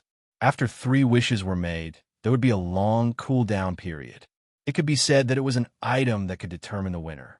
After all, Wu Ming didn't have many ultimate skills. Other than Yggdrasil, and X-Silver, Meteor Silver, Noble Phantasm, Wu Ming had no other skills that could be considered as his ultimate skill. Enkidu has been sleeping since he first came to this world. Most of the magic Wu Ming learned couldn't be used as ultimate skills. After all, The magic stored in the library was either magic books with a limited number of times or written materials that couldn't be learned. The skills Wu Ming learned, such as Dragon Thunder and Heavenly Fire, were useful against the natives, but they didn't have much effect on Zaisha, a level 100 NPC. Oh, my head hurts. Sure enough, I still haven't learned it well, Master. Wu Ming remembered his master, Ska, who could kill a god with just a magic spear and his own martial arts. Sure enough, I'm still too inexperienced. My bloodline ability is basically harmless. For example, Wu Ming's Origin Dragon bloodline ability, time travel adaptability, powerful physique, endless magic power, and transformation effect of Calamity Dragon. Suddenly, Wu Ming felt a message in his mind. Wu Ming put his hand on his temple. What's wrong, Ye obeyed. Master Wu Ming, some humans who look like adventurers are approaching Zaisha. Understood. Stay put. I'll go check the situation. Master Wu Ming, don't you need guards? No. To avoid misunderstandings, you can continue to hide near Zaisha. Yes, Master. Wu Ming disconnected the communication and lay on the bed. When it rains, it pours. I hope those adventurers can retreat on their own. As the portal closed, Wu Ming appeared on the plain near Khan Village. So, those are the adventurers who are approaching? Wu Ming looked at the adventurers coming toward him. Wu Ming took out Yggdrasil and threw it into the air. After a while, Funbaba appeared behind Wu Ming. Those adventurers also seemed to have seen Wu Ming and Funbaba, and they all stopped for a while. 3 people who seemed to be captains came over. Are you the captains of the adventurers who came to crusade against the vampire? Yes, I'm Parodi from Sirius. These 2 are Moknak from Rainbow and Igvaki from Kraugla. May I ask who you are? A young man with a determined look said, I'm the vampire's summoner. Because of an accident, I lost control. Please go back. This is not something you can intervene in. But even if you say so, Parodi had a troubled expression on his face. Don't waste your breath on him. Igvaki said, who knows? Maybe he's actually here to steal our credit. He thinks that he can do whatever he wants just because he has a good-looking magical beast. To be honest, Funbaba was not tall, and it looked gentle, but it did not mean that Funbaba would not kill. Funbaba raised its leg, and in an instant, a huge man-eating flower appeared at Igvaki's feet.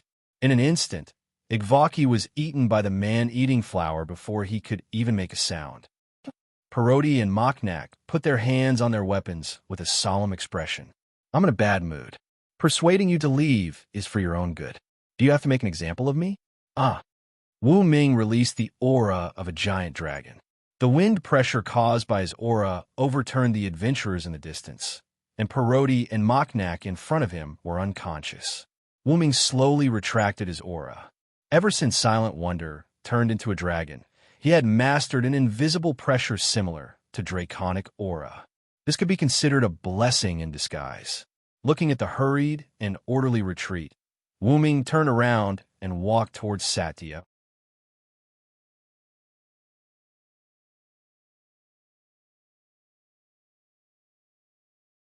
Chapter 48. Looking at Satya, who was wearing red armor and holding a strange spear, Wu Ming couldn't help but think of Satya's information.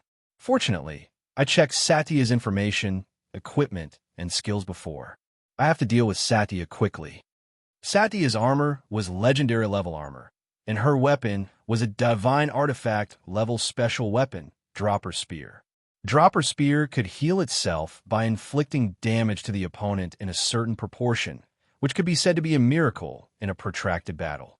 According to the information, Satya also had a resurrection item.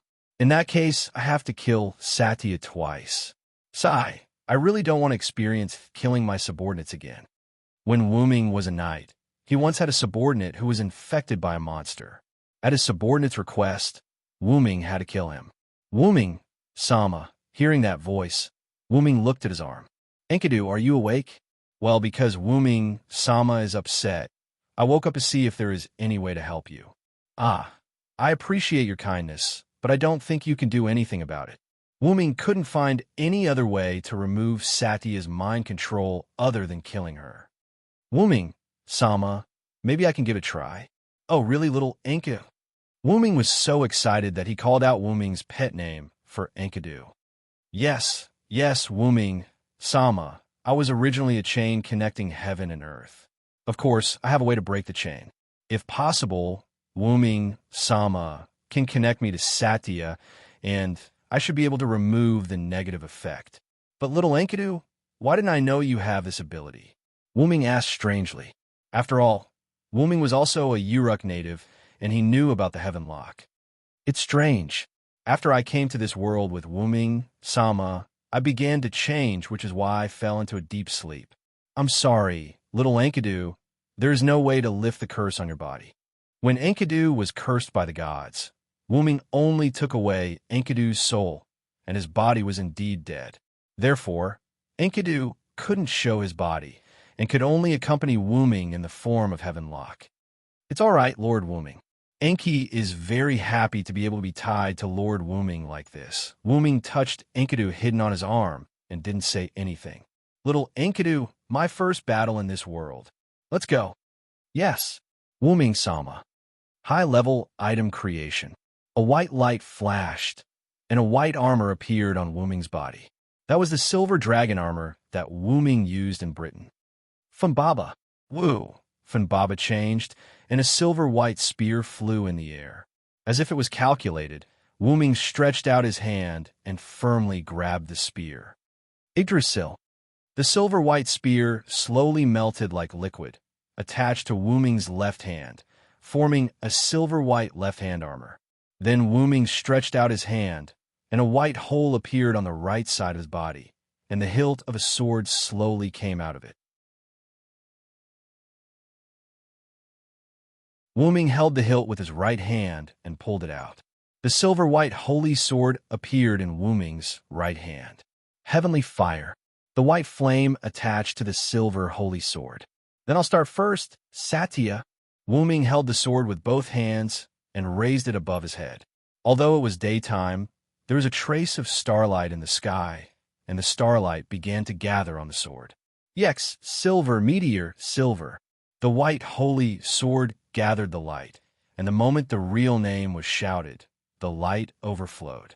A huge silver-white beam of light rose into the sky, and the silver-white beam of light continued to expand, covering a few kilometers in an instant. 1/3 of the nearby forest was destroyed, and Khan village was almost affected. Gradually, the light disappeared, revealing the ground that was more than 10 meters deep, as if it was baptized by a nuclear bomb. The guardians in the conference hall who watched with a long-in perspective mirror were surprised. It's comparable to the destructive power of supreme magic, as expected of Wuming Sama. Demiurgos pushed his glasses and said with a trembling voice, "That seems to be the attack launched by Wuming Sama's weapon. Is it a world-class item owned by Wuming Sama?" Cositas opened his mouth. Cositas, who had dozens of weapons, could clearly see that this wasn't Wuming's skill, but a weapon.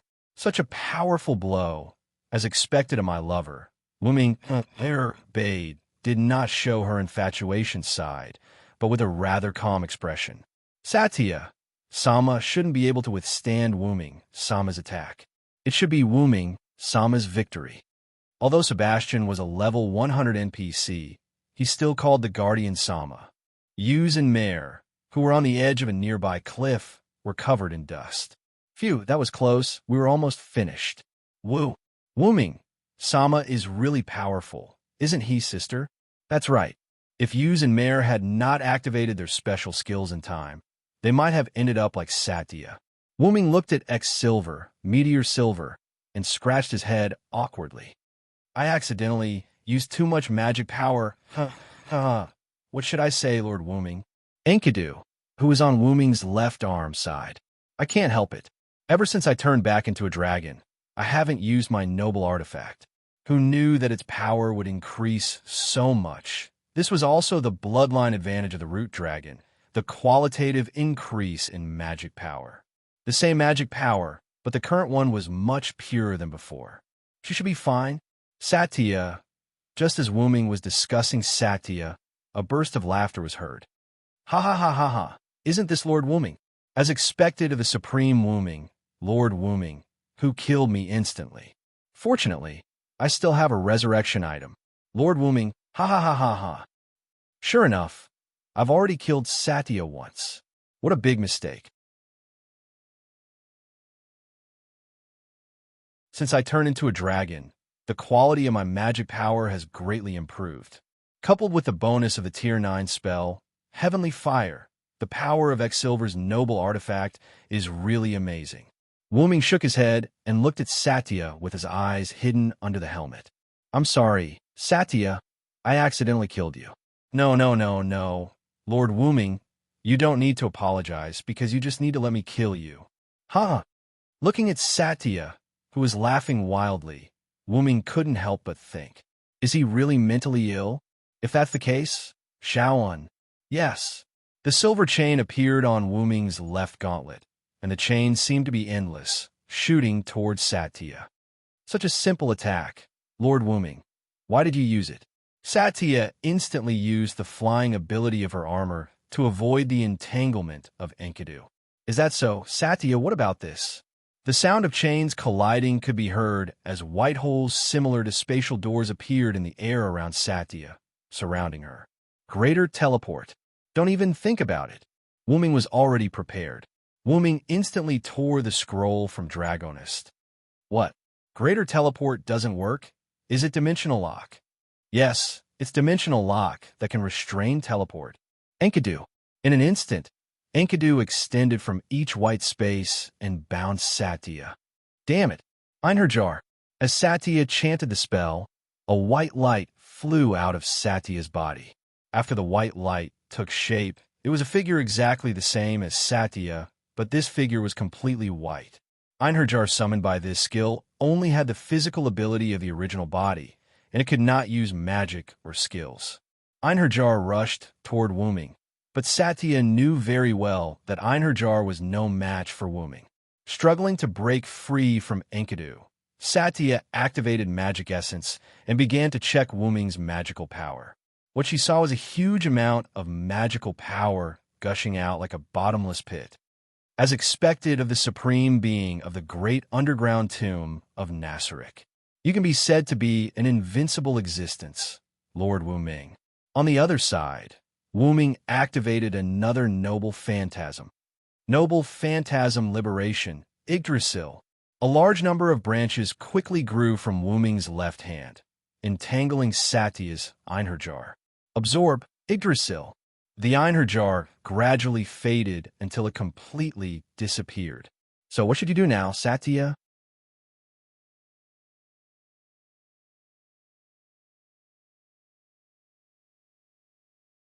Chapter 49. Ah, Wooming Sama. What kind of artifact is this chain of yours?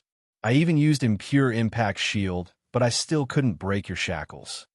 Although she said that, Zacia's expression was very anxious. Enkidu, let's start. Try to get in touch with Satya's mind control. Yes, Master Wooming. The silver-white chain wrapped around Satya began to glow, and Satya struggled and screamed in pain. Ah! Listening to Satya's screams, Wooming couldn't help but clench his fists. Although Wooming hadn't been in charge of Nasaric for long, not even a month, Wooming was very fond of his subordinates, who were like newborn babies. Since he gained benefits, he had to bear the responsibility. That was what Wooming thought when he became the ruler of Nasaric. Now, Wooming has regarded the people of Nasaric as his family, friends, and children. Wooming called it a trip, and to put it bluntly, he was homeless. Although it was a short time, compared to living in the strange outside world, Nasaric, which was full of monsters, gave Wooming a sense of belonging. After all, Wooming was not human. After a while, Satya fainted, and the chain stopped glowing. How is it, little Enkidu? Should be... Okay. Wooming heard Enkidu's voice and felt something was wrong, so he quickly asked, What's wrong, little Enkidu? Are you okay? I'm fine, Master Wooming. I'm still not used to the changes in Enkidu. Plus, I forced myself to wake up before. I might fall asleep again. Sorry, Master Wooming. It's okay, little Enkidu. You don't have to apologize. I'm really lucky to have you by my side. Enkidu didn't say anything else. Sensing the weakening of Enkidu's mana, Wuming knew that Enkidu had fallen asleep again. Wuming jumped up and hugged the unconscious Satya. He stroked Satya's face and said, "Go to sleep. Everything will be fine." As if she had heard him, Satya's slightly nervous face gradually relaxed. Nasric conference room. As expected, Sir Wuming's victory is beyond doubt. Cositas exhaled a breath of cold air as he spoke. It seems that I don't need to prepare materials for Satya's revival. As expected of Lord Wuming. Dimagos adjusted his glasses. Regardless of whether Wuming had come into contact with Satya's mind control, he had already captured Satya alive, so there was no need to prepare for her resurrection. Then, let's welcome the master that we will serve forever. Guardians, said Yair Bade. Pardon my rudeness, but I won't be going. I have to prepare food for the returning Lord Wuming. I remember that Lord Wuming strongly requested not to eat potatoes last time. I have to inform a chef. With that, Sebastian bowed and left. Wuming landed on the ground with the unconscious Satya in his arms. He looked at Yal and Malay who were walking toward him. I'm sorry, Yal Malay. I didn't hurt you just now, did I? It's okay, it's okay. I didn't expect Lord Wuming, who had been keeping a low profile in Nasric, to be so powerful. And powerful. And gentle. Wuming smiled and shook his head. I'm still far from that. You must know that no matter what, there's no end to it. To be honest, Wuming didn't expect a noble artifact to be so powerful. After all, Wuming didn't use a noble artifact many times. The few times that he did, it was because his opponent also used a noble artifact, or because his opponent was unmatched without a noble artifact. Thinking about it carefully, it wasn't strange. Noble artifacts were known as the trump cards of heroic spirits. Putting aside the strength of heroic spirits, just the word trump card showed the importance of a noble artifact. By the way, y'all, Wuming looked at y'all and asked, the anti-detection magic is working, right? Yes, Lord Wuming. Although Lord Wuming's attack destroyed most of the magic, I repaired it in time, so there's no problem. Then, as if he thought of something, Wuming said to Malay, don't make any changes to the traces of the battle here. It can serve as a deterrent. Yes, Lord Wuming. Then let's go. Yes, Lord Wuming. X2, between the thrones in the audience hall. Yair Bade, Dimugos Cositas, Sebastian, and the others have been waiting for a long time. Wuming carried Satya while the Dark Elf twins followed behind him. Lord Wuming, congratulations on your victorious return. Looking at the guardians, including the twins, who were kneeling on one knee, Wuming said, Rise, guardians. Yes, Lord Wuming. Yair Bade, check Satya's status. Yes, Lord. Yair Bade slid his finger in the air and opened a virtual window. Yair Bade slid his finger. When he saw Satya's name turn from red to white, he heaved a sigh of relief. There's no problem, Lord Wuming. Satya's name has turned white. How about this? Bring Satya to the room on the 9th floor to rest. During this time, arrange for many monsters above level 90 to guard her and set up many magic traps to prevent Satya from going berserk. This, Lord Wuming, to let the servants step into the residence of the supreme beings. Yair Bade had an inappropriate expression. It's fine. The other supreme beings won't blame you. Carry out the order. Yes, Lord. Speaking of which, it was strange. Ever since Wuming came to Nasric, the 9th floor of Nazaric's underground graveyard had been deserted. No, it should be said that this was more befitting of the graveyard's name. In fact, there were quite a lot of people on the 9th floor. There were 41 level 1 android maids, as well as a group of service staff in bars, restaurants, and hot springs. However, these people only moved around in their own areas and never came out. Thus, only the guardians were left to move around freely. In fact, it was also because each floor of Nasric was too big. Perhaps it was because Wuming and Nasric had temporarily fused. Nasric was not as big as the information indicated. Instead, it was much bigger than the information indicated. Other than the surface of Nasaric, which did not change much, the first to 10th floors of Nasaric had expanded a lot. According to Wu Ming's speculation, the largest floor was even comparable to the size of a city. I'm a little tired. Let's go back and rest. Sebastian, is the food ready? Of course, Lord Wu Ming. It's all ready. I also specially told the chef to reject all potato products. Speaking of potatoes, Wu Ming recalled the fear of being dominated by Gawain in Britain. Well done, Sebastian. For the supreme beings, I won't hesitate. Following the conversation, Wu Ming and Sebastian stepped into the restaurant.